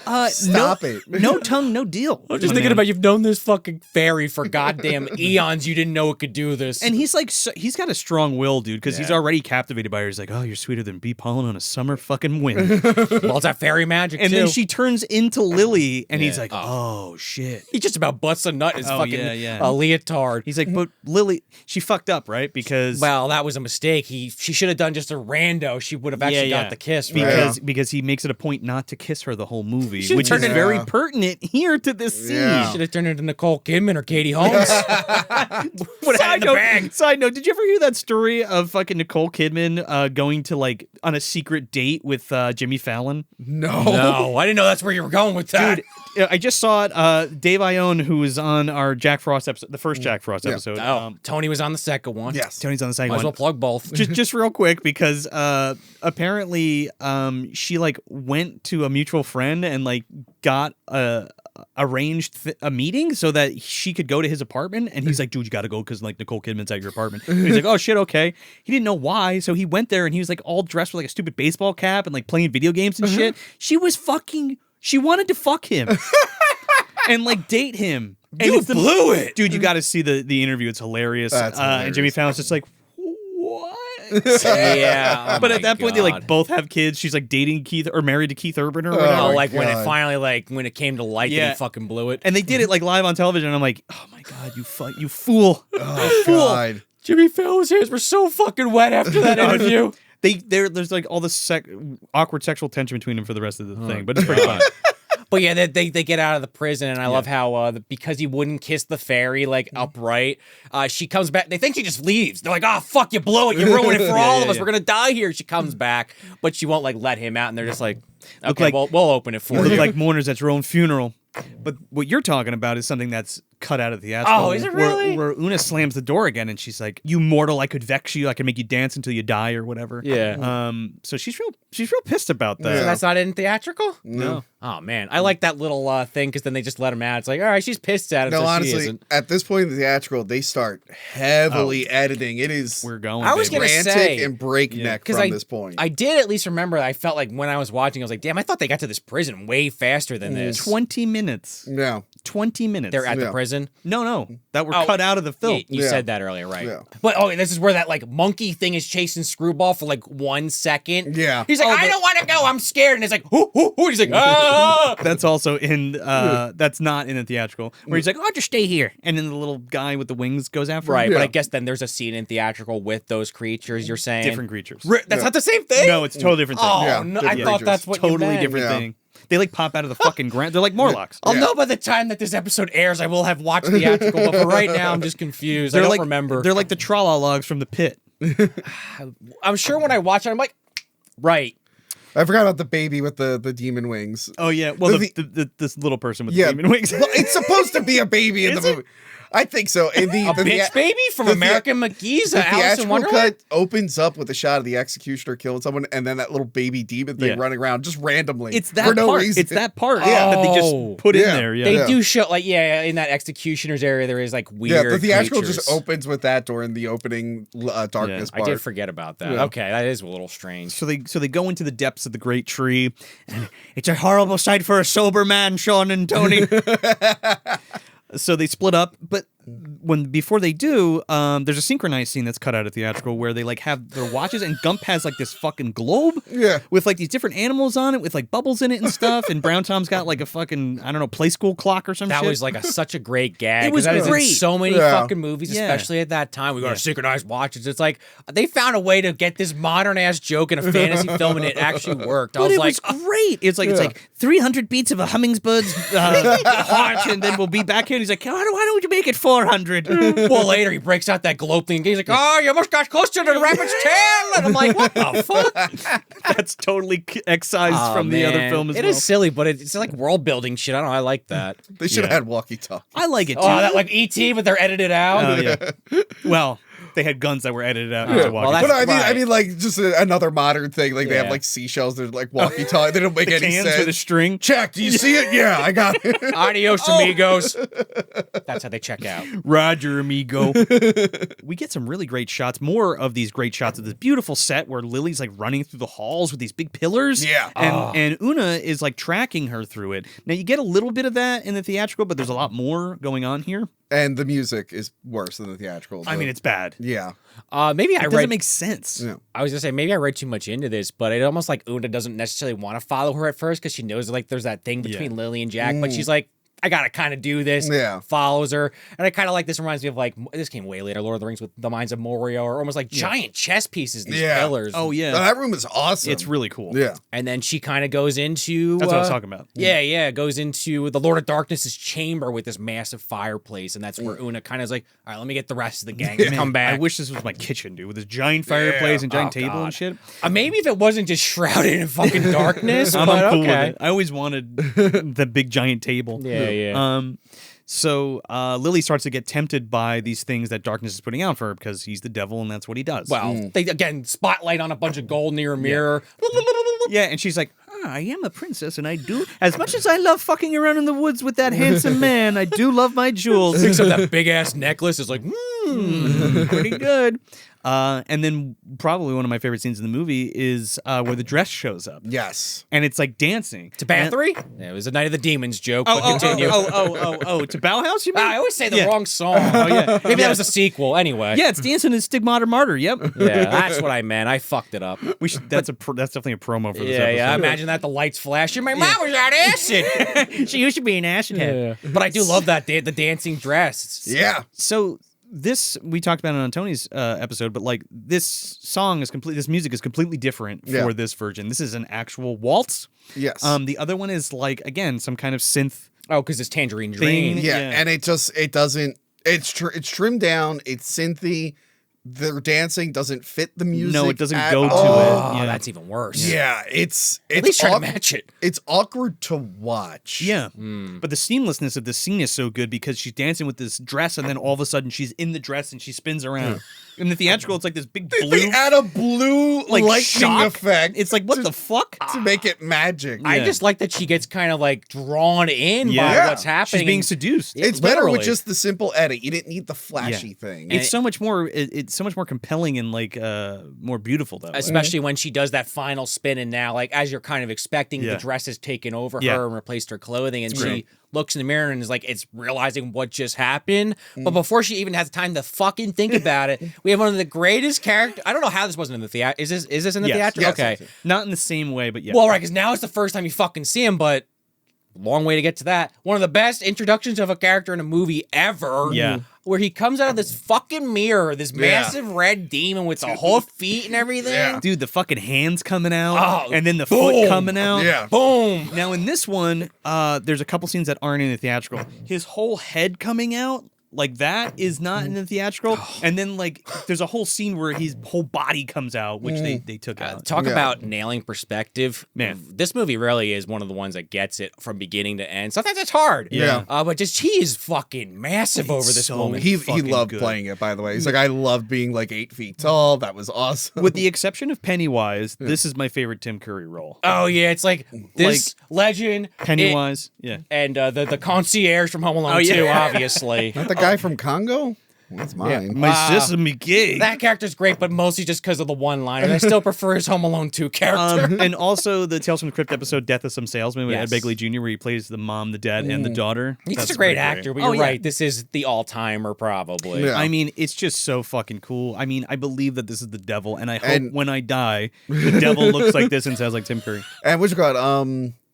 Ridley really wanted him because of Rocky Horror. Yeah. Like his performance in as Frankenfurter. He also has Well, like, that might actually be his all-timer. That is probably. How can we fucking I forget used that? to have a shirt years ago, and I lost it years ago, or else I would have been wearing it Yeah, for both sure. episodes. But it was literally darkness, but with the makeup Oh, and the that's corset pretty from good. Frankenfurter. That's pretty good. It was really That's good. a fun conversation to have, debating just an actor, one of his best movies, in the context of some of the best movies ever made. He's in a lot of them, right? It's also such a completely different thing. They so all are, It's like actually. I love him as Frankenfurter, but I think his classically trained acting skills are on full fucking display here, Yeah. which is pretty insane. Yeah. That's a good But he's like point. Gary Oldman; he can melt away into anything, you know. Yeah. By the way, I love the behind the scenes photos of him hanging out with the makeup. smoking a cigarette? He's smoking his horns aren't attached. He's drinking a 40. Grace Jones. Yes, Grace Jones He is was there. like stops friends. by, His friends are Grace Jones. There's a picture of him as the devil. Yeah. She's like, wow, this is cool. I'm making a movie called Vamp in a couple of years. that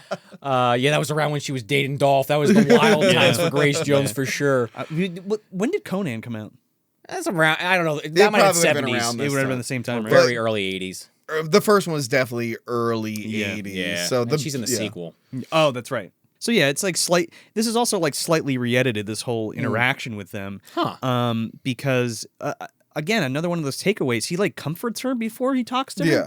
In this one where he's like, please relax, like it's all good, like I'm not gonna hurt you or whatever. Well, he wants to seduce her because he got that advice. Calm yourself. Yeah. And then he's like, how like you my gifts? And they're talking, and she's like, no, I don't want to be your bride. Yeah. Well, he keeps asking her to sit down. I'll just sit down and I'll talk to you. What's wrong with that? Sit and talk with me. Yeah. But then the camera, like, there's a couple scenes of this where they keep going back and forth, so I don't want to jump the gun too much, but I love that the camera keeps... They're showing something ominous about this chair, but you're not really sure what's I happening. mean, you're still really not sure. I mean, I'm going to surmise that it's like when we get to it. what Yeah, it is. yeah. But it's kind of adds the... It's already a haunting scene, but it makes it even creepier. Because Yeah. it's like, no, I don't think I will sit down. Extra creepy. What also doesn't help is the weird baby statue that's coming to life. Oh, it was dancing It was with her dancing at before, one point. When she was checking the thing, it was Yeah. like spying on her, and then at one point it was like dancing on the table. Yeah. Yeah. But he's basically telling her, like, under the skin, we are one. We were meant for each other. I love you. I want to hang out with you. I want to talk with you. And she's like, ew, no. Right. But then this is his bad pickup line. Yeah. He's like, you also are evil, and the sin of what you did germinates. And I'm like, that would work on Meg. That would work on Meg. He probably used that line on her a million You times. better put a seed in me, start germinating. And then big when boy. it didn't work with Lily, he's like, oh no. Well, he's starting to get pissed. You see it in Plan his B, eyes. Plan B. Where's the feast? I like the nothing, you're nothing but an animal line. And he's Yeah. like, we are all animals, dear. Yeah. We're just, most of us are too afraid to see it. Yeah. She's got some. I mean, he's got some great rebuttals, but great. the barbs coming from Lily are also kind of. She should great. be like, yeah, but you literally have like goat feet. You are more of an animal than me. I mean, you're literally half animal. Yeah. I mean, they don't even really go heavy into it. It's all kind of visual storytelling, but you can even see there's that kind of unsaid good versus evil literally just happening as they're talking too. Yeah. So Una brings them up, and they're watching the rest of this conversation happen outside the crack of the door where Una was. So Jack and Gump are there and they're listening in. And this is darkness waxing about. There'll never be another fucking dawn. Sunshine's my destroyer. All of this. Now, some of these lines are in the theatrical, but this is a completely recut piece of how this information is conveyed. And the way he says it here is almost exactly how he says it in the beginning. It's like they just reuse it. Yeah. Also, he probably shouldn't go around saying what will kill him. Well, he didn't count on them being outside the door. Well, Good. I'm glad you brought that up. He should probably have a guard there. You don't say. Get one of those fat guys to just stand by the door. It's also that thing where very much like vampires and your ultimate evils in fantasy, shocker, they always have to at least give you that idea. You might not be able to actually do it, but we gave you the information. You think you can kill me? Well, my weakness is the sun. I agree, but I've read enough of this shit. I mean, you're not wrong, but yeah. I mean, theoretically, he's invulnerable, but we'll get to He also doesn't even know, which is maybe a failure. Maybe because those minions left the fucking movie, they could have told him otherwise. Yeah. But he is just so focused on the princess, he just forgets about other people in his castle that are just roaming around. He doesn't even know Jack exists till the end of the movie. He's like, "Who the fuck are you?" Well, because he just means nothing to him. So I guess my point being is him saying this shit to Lily. He's like, "Whatever, you're gonna be my wife or dead. It doesn't matter." Yeah. No. They're surprised that she's not dead yet. Gump's like, well, at least she isn't dead. And I'm like, she's going to get horse fucked by this thing. Tom Cruise is about to break through the There are fucking things door. worse than death, Gump. Yeah. Like, what's his plan there? I'm just gonna charge and stab him. It's like, what? No, they can't. That's a pretty solid plan. Wow. Get her. Yeah. And If it was Gump, he'd be like, send Brown Tom after her. Like, no, that's a terrible plan. Go. instead, they got to go meet back up with the other two elves and reconvene because now they got to come up with a plan. Yeah. So now we know that Sunshine can kill him, right? The rays of the sun. So this one's a little bit less hand-fisted than the one in the theatrical because he's like remembering Lily and she's like, "I'm brilliant. Look at me. It's this thing, the medallion." And then he remembers the reflection. He's like, "I got it. Yeah. I need all the shiny shit that we can find." And again, they've been not talking about it, but they've been showing it every like half hour. Like, remember the shiny shit? Like with Meg. Dazzle you with my wisdom, which I thought was cool because it shows how smart she is and kind of like how smart Jack is. Oh yeah. And I like that that's how you kill him. I like there wasn't like a magical device or something. Like they could have been like the unicorn's horn can kill him.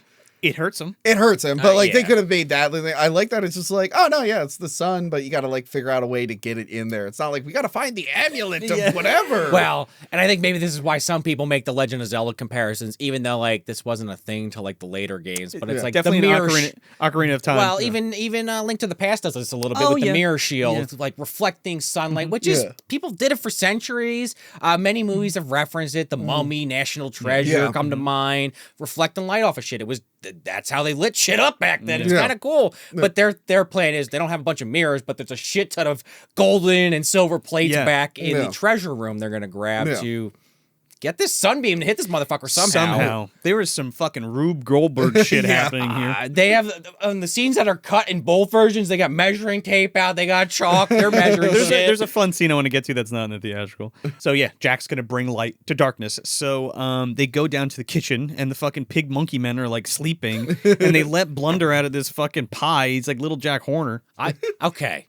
We don't get one of the best fight sequences in the movie if this happens, but I'm sitting there like, all right, those jailers are asleep. Take a fucking dagger and stab him in the throat and call it a day. Jack takes a knife to cut out dude and take that knife and just shove it right in that fucker's eye. He's dead. Right through the brain pan. There's only two of them. Yeah. Just slit the throat. They can't even scream. I'm still not exactly sure how they kill these fucking guys, by the way. Well, we'll talk about it in a second because first we got to watch them like fucking throw one. Jack's up top on a ladder. He's like, all right, catch this one. Yeah. All right, they throw it to the other guy. This scene is not in the theatrical. I think it's fun that they're like throwing the plates to each other and they're playing fucking frisbee. And if it is in the theatrical, it's heavily chopped. Super, Again, this scene in particular was one that was like, oh, jarring. Oh, okay. Okay. I was going to ask you because like I don't remember much of the fight at all. I know they had a fight. It's just hard to remember what the Yeah. fight was. In theatrical, yeah. Billy Barty gets hit in the fucking face with one of these things. Well, you're expecting it by like the third one he throws. You're like, all right, that guy's pretty fucking close from sitting there. I thought the guard was gonna get hit, but no, Billy Barty gets knocked over. And these guys, I'm calling them like pig people. We're calling them pig people because they're like these guards with like animal faces. they're like Uruk-hai. They look like they Yeah. have tusks. They're making piggish They're sounds. like big like Leatherface Yeah. kind of Yeah. dude. Oh, yeah. Leatherface in bondage. Picture that. Yup. And they start attacking him. They have like big ass clubs and swords. And Tom Cruise, he does this thing a couple times in the movie, earlier and now, where he's jumping over their weapon. This kind of comes back as part of his fighting style. Yeah. I like that. And it's cool, and he does like backflips and shit, and it's pretty neat. But he ends up dumping out this fucking soup. That's why it boils them to death or something. Yeah, but it Yeah. never touches them. That's bad And they're editing. like, ah! It scares them. I'm like, I guess they spilled the soup, and they were like, fuck. Yeah, Now that- what are we gonna do? That's definitely a case of we set up a camera, we don't have a redo, we're fucked, we're just hope people understand. Come back to Tim Curry. Forget about that. Well, Anyway. they do make a point to show the whole room steamed up, and Yeah. like Jack thinks the rest of them are dead. They're like, nope, we're over here, Now we're fine. It's like a sauna, and like the pig guys just disappear or something. No, they're on the ground, knocked out or dead. I don't know. Yes, I don't know. So, Jack finds the light coming out of this, like one of the, I think where the soup was. Yeah. because it's a chimney. And Screwball volunteers himself to go up to the top. I'm small enough, ain't I? Yeah, I think it's great because he's Yeah. like, you know, he really doesn't. He's been a scaredy cat the whole movie, always trying to like, you know, hide or stay back, or I should have stayed home and blah blah blah. And he's like, I'll do it. But now, this is his moment to shine. Yeah. It's like, Yeah, all right, yeah. I see what you did there. yeah. I was gonna And- say that joke was way better. He's just a comedy relief, and he finally, you're right, does get his moment to fucking shine. But then, like, obviously, you're not going to send Brown Tom because he's really screwed things over previously. So he thought he was dead because his wine spilt on his head earlier. I wouldn't trust that guy. they're like, and Brown Tom's like, "What's my part of the plan? Your part is to go home. You're a burden. Go find that other guy that left the movie and the pig guy. Go find Blix wherever they may be." You don't want to go where they're going. But I do love how he climbs up this fucking chain. I feel like he's like 20 minutes of the movie's runtime. He's climbing this thing. It's a long ass stack in the great tree, my man. Yeah. But at one point he stops and like sees darkness or hears them talking, Lily and Darkness. Oh god, when he's telling her to sit down. Yeah, but but I want to talk about some scenes with this because there's a lot added to this for this. Sure. You know, she said she's talking to Darkness. She's like, "You stole my dreams away," and he's got some banger lines, dude. Like, you know, the dreams of youth are the regrets of maturity. Yeah. That was great. It's like, fuck, dude. And he loves dreams. Yeah, and he's like, that's how I influence men and all that stuff like that. Well, he's a devil. But this That's is what also, they do. But this is also one of the things where I actually think she's kind of buying into his shit because he's like, I offer you this rose, princess, my heart, my soul, my love, and she goes, your love, Yeah. and she's actually kind of into it for a second. Well, you think she is. She's playing him because, again, then this is when she almost sits down. Well, yeah, he says, and she's like, you just want me to sit, nothing more, and he's Yeah. like, yes, please, if you would. Because, again, it's been a while since I watched it. I kind of forgot. I was kind of buying into, you're right, Joe. Yeah. Because she has this change, so I don't know if Yeah. she's just playing the long game or what. But I she think goes it's to an sit- internal battle, really. Yeah, she goes to sit down, and he almost fucking has her fully turned to the dark side. I Yeah. think that's what that is. That's why the chair's like bubbling. Yeah. Right, if she sits there, whether it's just... She's gonna get the demon seed up her ass. If she just does what he says, then Yeah. he has her. Yeah. basically. Didn't we do, like, Crawl Space on Puppet Masters and Castle Freaks? Wasn't that something in that? Klaus yeah, was Kinski that it? with the fucking knife up the ass. Oh, of God, the child. Klaus Kinski, Yeah. Jesus Christ. On Patreon, we did Nosferatu in Venice. Oh, did you enjoy that?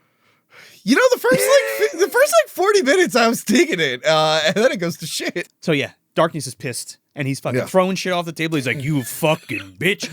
and he's like walking down the. Oh man, Well, he it's- activated that fucking spike trap like a second too early. She kind of saw that thing bubble. Like, I'm not sitting on that. the like him like walking down, and you hear these fucking clomping hooves as he walks up. With his erect nipples. He's always he's horny. He's always erect. But she's playing with him like she played with Jack. So like, is it Right. her just being a cheeky little bitch? You know what I mean? Because she's like, I just hear a throat begging to be cut because I just heard the unicorn say something. Wow. And Billy Barty's like, oh no, I gotta get to the top before this I happens. probably should have been staring for so long. But that dress. On both sides. Oh, yeah, right. Both sides, the good guys and the bad guys, they're just total lack of urgency around the unicorn. Oh, yeah. Really bothers me. Like the good guy, Billy Barty should have been like, oh, there's a princess, probably gonna die, but I gotta save that unicorn. Yeah. And even like Darkness, like, I really like that princess, but I should be killing the unicorn. Well, again, like, but do you want to do it with me? At though? one point, the unicorn should be like, what the fuck is happening? Am I like they're there with the two guards that are like holding the unicorns? They're like, is he gonna kill this? To Sean's point, Should I do it? to Sean's point that he made before, the mayor is the damsel in distress in this Yeah. situation. no, I mean, like, literally. Yeah. But it's kind of interesting, too. I don't know if you actually said it, Joe, but he does say, like, yeah, I want to kill this horse, which I guess in theory he's going to do it right then and there. He should have done it hours ago. Well- But she's like, oh, let me do it, which, after you've seen 1,000 movies, again, I said this before, the wheels are now turning on me, not the character, but... Well, Darkness is like, are you so eager to see blood flow? And she's like, as eager as you are to drink it. And he's like, she's like, I'll stay with you under one condition. He's like, anything, name it. She's like, I want to kill the unicorn. And he's like, yeah. But and his fucking dick comes in. And at this point, him and his dad, who were both master manipulators, should have been able to see right through this. That's what I was going to say. His dad should have been like, "Hey, Darkness, that was way too easy. She's lying. Don't let her go near the- anywhere near the unicorn." She's gonna let it free. Which They're I lying. love. I love that, though. But yeah, you could be sitting there, at least on a first viewing, maybe like, all right, I think she's lying, but I'm not sure. Like, you're kind of thinking about it. Yeah. But yeah. And I think this part is not in the theatrical. Correct me if I'm wrong, but like down this long hallway, there's this big wide shot of Darkness at the end, and he's just vamping about like darkness and light. In the theatrical. Yeah, I don't don't remember in that version. No, but Well, he's that's a talking about good darkness scene. of the. Yeah. I think he says it in the beginning, or this is the information that's in the crawl for the theatrical, where, he's like, where he talks about darkness So of it the probably void, was cut out. the darkness of the void, and the coming of light, and how eons ago the light came and the darkness scattered and all this bullshit. And he's like, "We're gonna make it dark. We're gonna make the world dark again." The problem with the theatrical is like sometimes it will have most of the scenes just extremely chopped. So it's hard. Like that's where it gets confused. And I'm like, they might have had a shot of him doing this, but I don't know if I doubt the whole scene was in Like there. one or two of the lines, Yeah, right? yeah. Or a different line over it, Yeah. Like they were really trying to salvage every single scene. but not use everything. Yeah, but not use the full scenes. Yeah. Right. Yeah. So Gump signals to Una. She's like, "Go tell Screwball we're about to fucking light this shit up." Oh, And yeah, because he climbs all the fuck way up there, and he's Yeah. like, guess I'll take a nap. this goddamn Freaking dwarf useless. bastard. He almost drops the plate off the side. He's like, "Oh." We were saying on Tony's, like, if he fell asleep and like rolled off the side. Yeah. I've thought about that. I always think my of God. Peter Dinklage in Game of Thrones when he gets in the moon. He's like in the prison with the moon people. They drop him in a hole. Yeah. If you know what I'm talking about. And he's like, there's a shot of him hanging off the edge. You're like, fuck it. Hey, Tyrion, get back. And they all kind of charge into the big ritual room, but everybody gets in except for Blunder. He's like stuck on the outside, Yeah. so I guess he just waits by the door until it Oh, opens God. again. I'm watching this movie, and the actual what happens also makes me think of this movie, but not Raiders of the Lost Ark, Temple of Doom. Yeah. Oh yeah, a little yeah. bit, because Yeah. the way that this is set up, it's an Yeah. ancient tomb, but it's like, it's, a little similar. Yeah. Yeah. But I was like, where's Indiana Jones? Is he still mind controlled? Is the princess still mind controlled? This King Brian's got one of these fucking doors, one of those traps. Both bad guys have big horns. Yeah. Kali Ma, dude. Yeah, it jumped in there, popped in there. Yeah. They're eating hearts, drinking blood, doing all kinds of shit in the They volcano. That's what happened to Blix. He goes fucking hard eating. So the Great Tree is where like Sauron and the Kali Ma Oh, guy wow. come and they hang out with they darkness. hang out. It's like a dinner party. Again, Legion of Doom. I mentioned that earlier. Lex Literal Luthor. The beast from Kroll flies in Oh, from God. outer Well, space. he's kind of like a mountain. Yeah, but I mean, he visits the tree. He's like outside of Yeah. it. Yeah. Well, Can I come in? This guy, Kroll casual, he forgot yeah. that the Great Fortress teleports all around the planet. every hour or something. Yeah. Like it is. Yeah, that's the whole Sci-fi thing. fantasy. I forgot. God, Joe, how do you not know I that?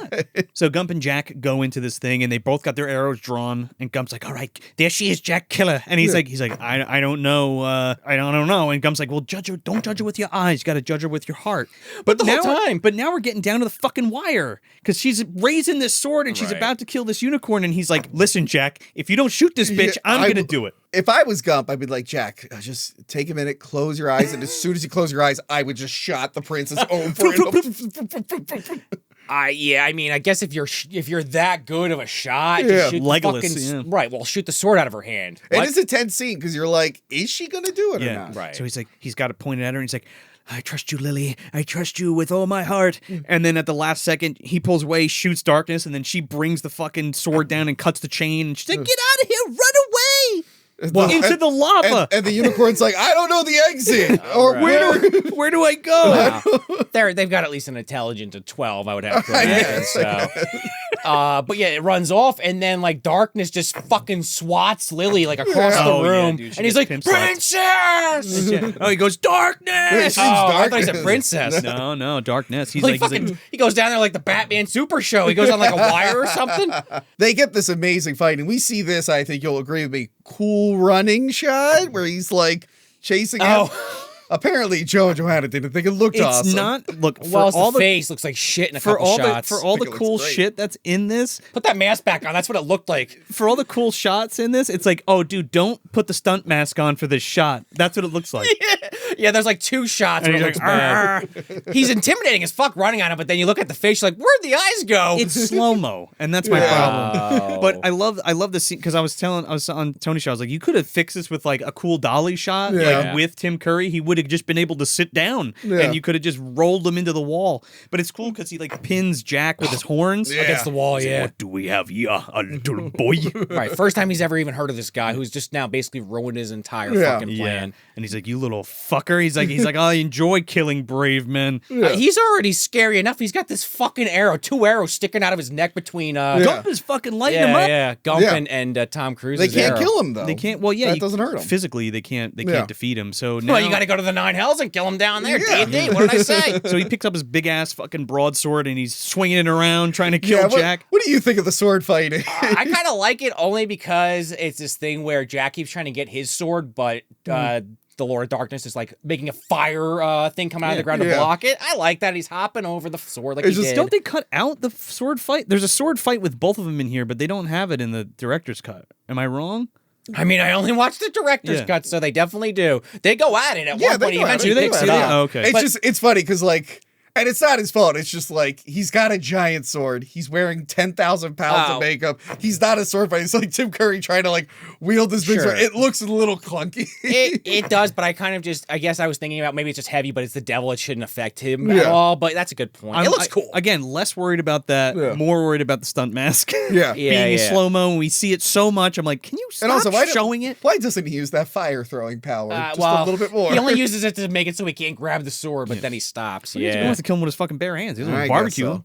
Barbecue. That's evil is dumb. It's not efficient. I was wondering where all the other characters were during this fight scene. They were just letting these two go at it. No one was trying to stop. Gump is going, yeah. Nothing I can do, Jack. Go ahead. Yeah, but there's other little guys down there. Why is Gump not fighting those little guys? Maybe that's off camera. Maybe that's what happened. Well, everyone else is locked. Everyone else is locked out, right? No. Oh, no. They're all in. Only Blunder is locked out. I guess the other ones are grabbing the unicorn. Una is going up Una with flies them. out to get screwball. She's trying to wake this fuck up, Billy Barty. She's like, get up. Wake He's up, like, oh, what please. time is it? I didn't know. She's trying to lift it herself. There's some really cool shots though, like when Tim Curry grabs Tom Cruise by the fucking face and like picks him up and throws him. boy. Yeah, that's fucking great. That's when he loses the sword for good. But Every wolf suffers fleas. 'Tis easy enough to scratch. I love though he sees the unicorn horn on the ground near Yeah. this like pool of water, and he keeps trying to reach for it. Actually, he does use the fire here so he can't escape. Yeah. Instead of just frying his ass, Yeah. just don't go left, don't go right. Yeah. But he ends up grabbing the unicorn horn and fucking throwing it at Darkness and like lands in his stomach. I was kind of hoping he would fire a lightning bolt off, but I guess that works. I guess maybe that could kill him since it's made of light and goodness. I think that absolutely needed to happen to weaken him. Yes. Yeah. Because then they get the angle just right, and that fucking light beam, the sunbeam, goes throughout the entirety of the great tree, and Measure twice, shine once. right before it goes through to get to Darkness, Blunder standing in front of this door, and it just fucking obliterates this fairy. If he wasn't at the end waving with them, I would have assumed he died right then. Did his tainted arm get blown off? Did his eyes change? He is a fucking force ghost at the end. He Should've made him blue. Yeah. Right. Well, that's a theatrical cut, obviously. He's like that. Father, protect me. And he's just getting rocked. And I guess I didn't really understand or forgot that was literally like the fucking like a phantom zone behind him. because It's literal darkness. it's not really yeah. like a window. It's more like a portal to somewhere Yeah. else. Because technically the sun would be up. You well, wouldn't yeah. see any of I that. guess I forgot, or when he was explaining that, I wasn't really getting it. And then Yeah. when it's happening, I'm like, oh, right, it's The like void. a vacuum. Yeah, the void. void. So he's getting pushed back by this fucking light, and he's trying to hang on to the thing. Yeah. But like, I just love the end of Darkness because he's just like, you think you have won. What is light without dark? I'm a part of you all. We're Yeah. brothers. Well, he fucked up though. Honestly, I think he could have survived if he just let go of the fucking unicorn horn. Yeah. It's classic Yeah. villain shit. Yeah, that's right. Because he's holding on with the one claw and the other one with the unicorn horn. Yeah. Hard word to fucking say. Unicorn horn. The alicorn. Yeah. But I love how that's how he's defeated. Just Yeah. Jack is like cuts his one fucking hand off, Yep. and that's that. Yeah. And then Alien Queen. Yeah. And Oh then yeah. he turns into an action figure rolling backwards. Yeah. Hans Gruber-esque. Yeah. And then into some digital star. He turns into a constellation, dude. Yeah, he explodes in the distance. What the fuck? I just love it goes in one direction. yeah. He's back where he belongs, and I guess he'll reform later again in a physical form. Usually in hell, again, D&D logic. I'm the only one doing that, but yeah. Well, in this one, it just seems like he's destroyed. The theatrical He's does that probably thing where gone. he's like, maybe he's still alive. Oh, yeah. are you serious? Not quite. It's not quite Raul Julia in Street Fighter. Yeah. Oh, But right. as the movie ends, it cuts to an image of him laughing from like an earlier scene. Yeah. So I mean, he is Alright. eternal, though. Really. Well, sure. So Lily's under this powerful spell of darkness. So Gump is just like, is the spell being slapped? I guess. Yeah. Well, she's in that. I don't know. She's under the spell of the dress or something. Yeah. So Gump's like, you gotta have faith in yourself, kiddo. You only you can answer this riddle, Jack. Even though you're the master of riddles. So we'll see what happens. Let's just teleport you into the fucking forest again. Yeah. Also, we've reattached this unicorn's horn. That's why everything's back to normal. Yeah. I Yeah. guess it's alive. Choke! Yeah. Well, I guess the Like a unicorn, Lego piece, right? The unicorn's like can't shake Lily out of the fucking coma, but can transport them back to the forest right in front of where they were hanging out. I mean, yeah, that doesn't make any sense. Where he but- threw her ring in. So Jack is back in the water now. Right. By the way, we didn't mention this, but this was shot in Florida, and he was like literally swimming in a fucking Yeah. thing with like alligators that were close to him. I was convinced that was like a pool. Wow, that's no, crazy. it's like a lagoon.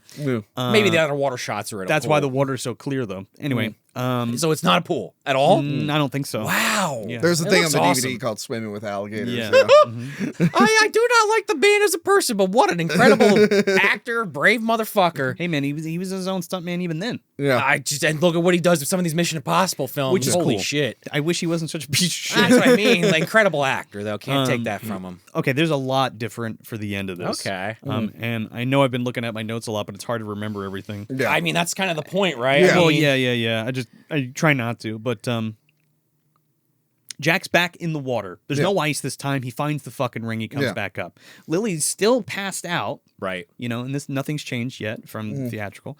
But as soon as he gets up there and gives her the ring, he puts the ring on her and then kisses her. Yeah. Which I don't think is in the theatrical. I don't remember that. No.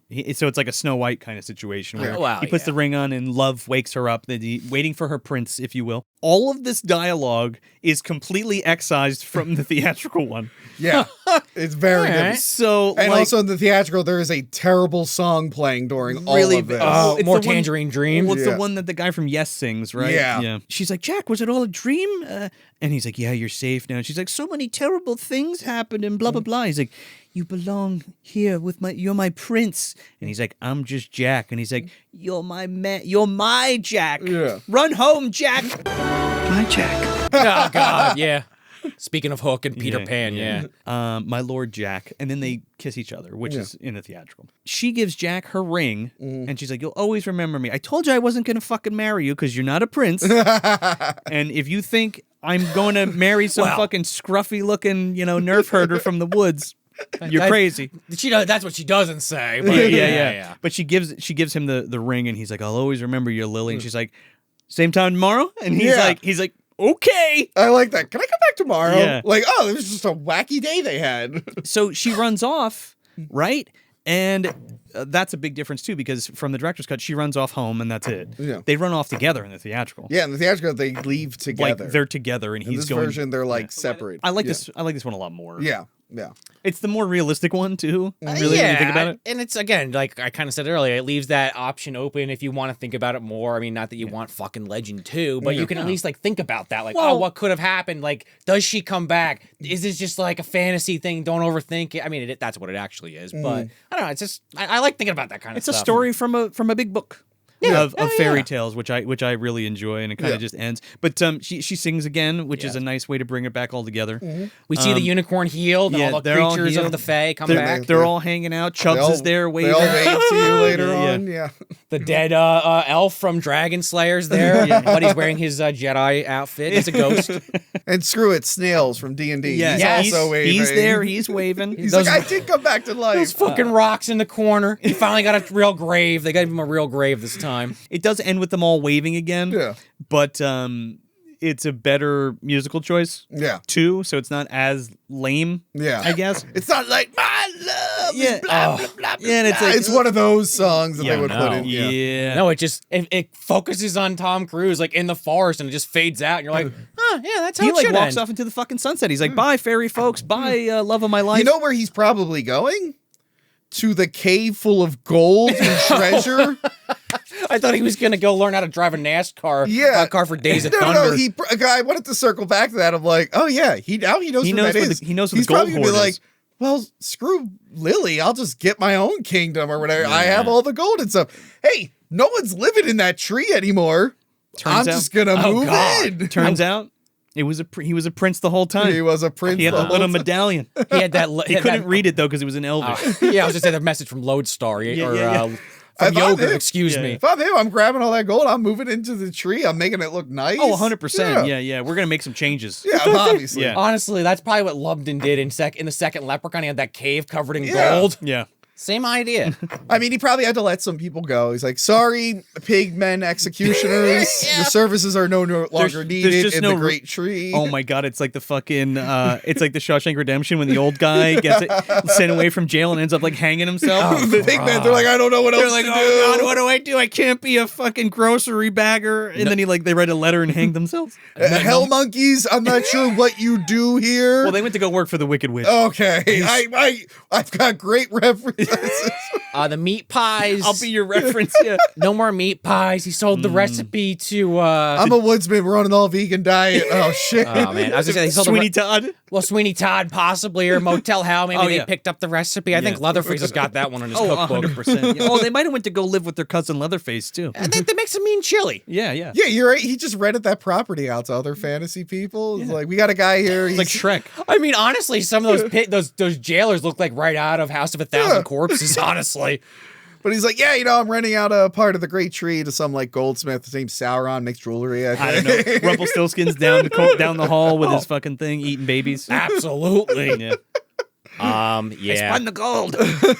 You're right, though. The gold, does he go back for that? That's a good point. Because he does say, like, okay, maybe him and the princess are still going to get together and fuck or whatever. Yeah. But he does, like, say, like, yeah, the forest creatures, we'll see you never again. Thanks for helping. Again, they're peripheral. You're not supposed to hang out with them Right, per yeah. se. This Yeah. will be out of the corner of your eye kind Yeah, of yeah, thing. yeah. And they're little minxes running around the Yeah. fucking trees. Fucking up your clothesline. Yeah. So 2 things. Is this on the shelf or in the dumpster? And is it the superior cut of the movie? And is it the way to watch Legend? Yes, this is high on the shelf. This is the only way to. Again, it changed my whole view of the movie. I thought Legend was, 1, I thought it was Krull, and 2, I thought it was just whatever until I saw this version of the movie. Yeah. You get like the scenes are allowed to breathe. They flow way better. The music fits the atmosphere way more. It's just everything about this version is right. Do I still have some issues with like little things here and there? Sure. Like you do that with every movie. Blix being the big one. Yeah. But no, this is the definitive way to watch the movie. I know you can argue some other cuts. We did a whole video on like bad director's cuts and stuff. Well, that's why I made the joke about E.T. Yeah. The walkie-talkies, Which, by the way, I have a full episode now, but I love the movie. But the extended Blues Brothers, do not watch extended Blues Brothers. that's like Stripes. The movie on its own is amazing, but when you watch the extended, it's like, oh, I see why they cut all this shit. Yeah. It makes sense, but the pacing makes sense. Yes. Yeah, Anyway, Jingle all the way as well. yes.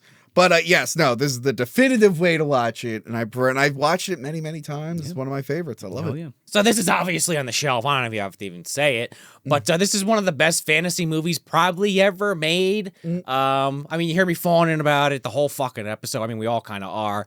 But I'm watching this. Like Joe kind of said, I texted him. I'm like, man, this makes me want to play D&D. I know, obviously, they kind of were out around the same time. And fantasy obviously goes way further back. And Joe mentioned Tolkien. Because they're kind of like a group of adventurers, basically. They have a very specific goal. And they're not going on to do more afterwards, as far as we know. Again, we never got that second movie. Thank God. Or thank the Lord of Darkness, I suppose. This story's over. Yeah. Thank God to Tom Cruise. Thank LRH. I don't know. What can I even say that we didn't fucking say? Some of the greatest makeup effects of all time, especially in a fantasy context. I can't think of too many more outside of Lord of the Rings, Peter Jackson's Lord of the Rings, goblins and fucking wizards and shit looking this. I mean, there's no wizards, but you get my point. Creatures looking this good. Would have loved to see a dragon, but not really that kind of movie. We got the devil instead. It made up for it. Just acting is incredible. Some of these people went on to some amazing things. Some of these people, I don't know if they're really in much else, but obviously Billy Barty's in so many fucking movies. Yeah. Tom Cruise, incredible career. Tim Curry, we talked about. Most of them. You know who Sara was? Yeah. The first live-action Harley Quinn on the Birds of Prey TV show. Oh, was she really? Yeah. Oh, God, the beginning of the I end. feel like I'm the only one who knows that fact. And I forgot until you told me again. Nothing against what that character turned into, but I fawn for the days of what it originally was, but now you're distracting me. Easily on the shelf. I don't know. I don't want to just repeat myself. Camera direction's incredible on this. The editing, I think, is pretty fucking good. But again, I'm just going off the director's cut. I can't even... I'm going to watch the theatrical because, like I said, it's been so long. I definitely have seen it many times, mostly on TV. But after you guys said all those differences, maybe I won't watch it for a little while. Give it a little bit of breathing room. Space it out. Yeah, space it out. Because all those changes are kind of shocking me to hear, but maybe I just forgot. Yeah, you know, of the two movies that Ridley Scott directed that have unicorns in them, this one is probably a close second to Blade Runner. Blade Runner counts. Oh, wow. Blade Runner doesn't counts. count. There's Doesn't a count. unicorn in it, is there God. not? Let's stop splitting hairs with Ridley Scott's fucking filmography. We'll be here all day figuring out which is the best this, best my that. God. At least both those movies, at least this is an actual director's cut. We talk about Alien. Like, that's not a director's cut. Why did they call it that? I mean, we could have gone on a whole side tangent for 20 minutes about Ridley Scott and his fucking multiple cuts of every movie he's ever Well, directed. this is around the same time when all those director's cuts were hot, man, on DVD. I mean, Blade Runner's got how many fucking cuts? Well, 4? Many is Something the like point. I think it's 4. At the excuse of just going on and on and on, it's on the shelf. If you haven't seen this one, I don't know what you're waiting for. If you like fantasy, even if you don't like it as much as I do, if you just fucking like it, period, dive in. This is an amazing film. You're not gonna regret it at all. Yeah. What do you think? 100,000% on the shelf. This is one of my formative movies growing up. Again, you put Legend there with Dragon Slayer and Labyrinth and Dark Crystal and all these other great. It is up there with Krull. I mean, I guess. I don't know why. I don't think Krell's is good. I'm just so fully committed to the big pro Krull guy. Yeah, well, again, like you said, if you're not into fantasy, then why the fuck are you watching this movie? Yeah. But I think it's I'm gonna go out there and say it that this is, I think, the best fantasy movie. The director's cut of Legend is the best fantasy movie ever made, and I really like Dragon Slayer. Dragon Slayer is really fucking good. I love Neverending Story, like I said, Labyrinth, and Dark Crystal. While they have really great ideas and there's a lot of great character depth and beautiful visually striking things in those and creature designs and things, I feel like this one at its core in terms of actual lore-esque stuff, like timelessness of the story and how it's kind of built upon, I feel like this ticks all the boxes of like your classic fairy tale. You know what I mean? Oh yeah, especially when you use the fairy tale is the key point. Fairy tale is the key word. So fantasy, yes, but it's also the best fairy tale movie in my opinion. Sure. Yeah. I mean, Rob Bottin's best work is on display here. Tim Curry as Darkness is one of the most incredible movie creatures of all time. I mean, iconic. Plus Blix and Pox and all the other Billy Barty's makeup and Brown Tom's, I forget, something Haddock is his name. Yeah. I forget what it is. But I mean, there's just even the sets in this movie, they're like, they're gigantic and they're these gigantic forest sets and like I just want to like live there, you know. It gives me it was Lord of the Rings for me before Lord of the Rings came out, kind of, if that makes any sense. Apparently one little detail, they did kind of get lucky that Pinewood Studios had a huge garden, so when the thing did blow up, they were able to film some stuff in the big garden. The stuff with the unicorn specifically with all like the cherry blossom stuff was in the garden, I'm pretty sure. Beautiful shot. This is a very unpretentious Ridley Scott here well, directing, there's also you know, which I think really benefits the film because the man is a genius, but he is so far up his own fucking ass now. I don't know if he can make a good movie anymore. Oh, what? You didn't like Gladiator 2? I don't know what you're talking about. Sure didn't see that. I thought Alien Covenant was your favorite movie ever, Fuck Joe. me, man. But like, you know, you should give Gladiator 2 just one viewing. I mean, probably. You'd be entertained by some things. I'm gonna have a couple beers. You're not gonna like it, but you're gonna like things about it. Denzel Washington, like, this motherfucker's gonna kill. Denzel Washington, I did a whole review of Denzel Washington is the best part of that film. I know he would be. He is so entertaining in that film. I heard he was mad they cut his kiss though. I don't know what he does kiss a guy, but like I don't know what kiss he's talking about. I think he was just trying to get eyeballs on the movie. My honestly. man, when in Rome, you know? that was actually a great use of it. Holy shit! You brought it all the way back, literally. Guys, I have sex with that man. I love saying this to people who haven't seen the movie. There's a newspaper in the movie.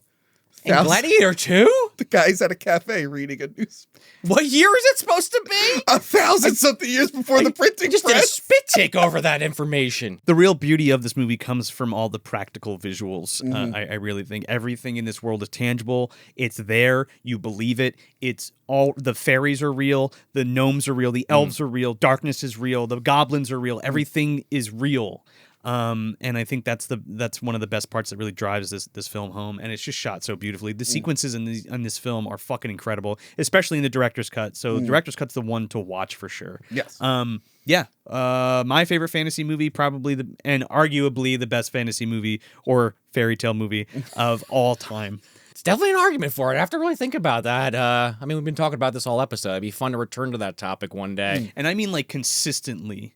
Like, I really like Dragon Slayer, but there's parts of that where I'm like, I'm fine with it. But it's also a totally different type of movie than this. Man, I have to watch I haven't watched Dragon Slayer. Dragon Slayer is great. Very long time. Dragon Slayer is more like there's magic in it and there's dragons, but it's more medieval-esque rather than full on like fairies and not leprechauns, but like fairies and gnomes and elves and stuff. Watch it a lot growing. It just wasn't, whatever reason, if it was on, I never really caught it that much. Yeah. So I didn't. So maybe that's why I have no nostalgia for it. It's been a very long time. Varanax, I think his name is. Verminthax. Oh, the dragon? Verminthrax is the name of the dragon. One of the best dragon ever put to fucking film. Well, the one fact I know about him is for years people thought he was a crate dragon. Did you know about that? No. Or just real quick, there was a The hell is a crate dragon? From Star Wars. So there was a magazine that came out that showed the Rancor choking a crate dragon.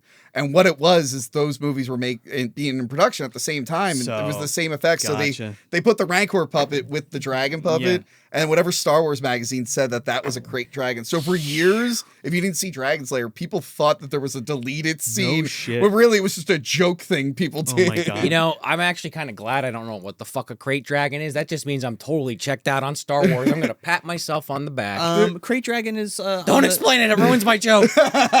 It's also fun to see Peter McNichol play a straight role. Yeah. He's like the hero. I love Peter McNichol. Yeah, but most people know him for his comedy shit. Or Ally McBeal. So it's really fun to see him play it straight. It's cool. It's great. It's a great flick. But yeah, Tony, we all know who you are, but just in case somebody's watching who doesn't, let them know who you are. Where can they find you? Tony from Hack the Movies. You can find me on YouTube or wherever you get your audio podcasts. We're doing a lot of fun stuff at Hack the Movies this year. Well, we were going to go through all the Saw sequels, and then they canceled Saw 11. So, is that official? Did they really cancel that? I don't know why. That's No, insane. they're not confirmed. It seems like it's dead. Yeah. Anyway, this year we're going a little hard on Superman. Okay. We're going through all the versions of that. Speaking of a director's cut, There you go. by the time this is out, it's already been out, but we did Superman 2, both cuts at once. That was fun. In the same sitting? Yes. Holy shit. Yes. That'll be a fun one to watch. Oh my God. What else are we covering? We've been doing the Mission Impossibles because Final Reckoning's coming out this year.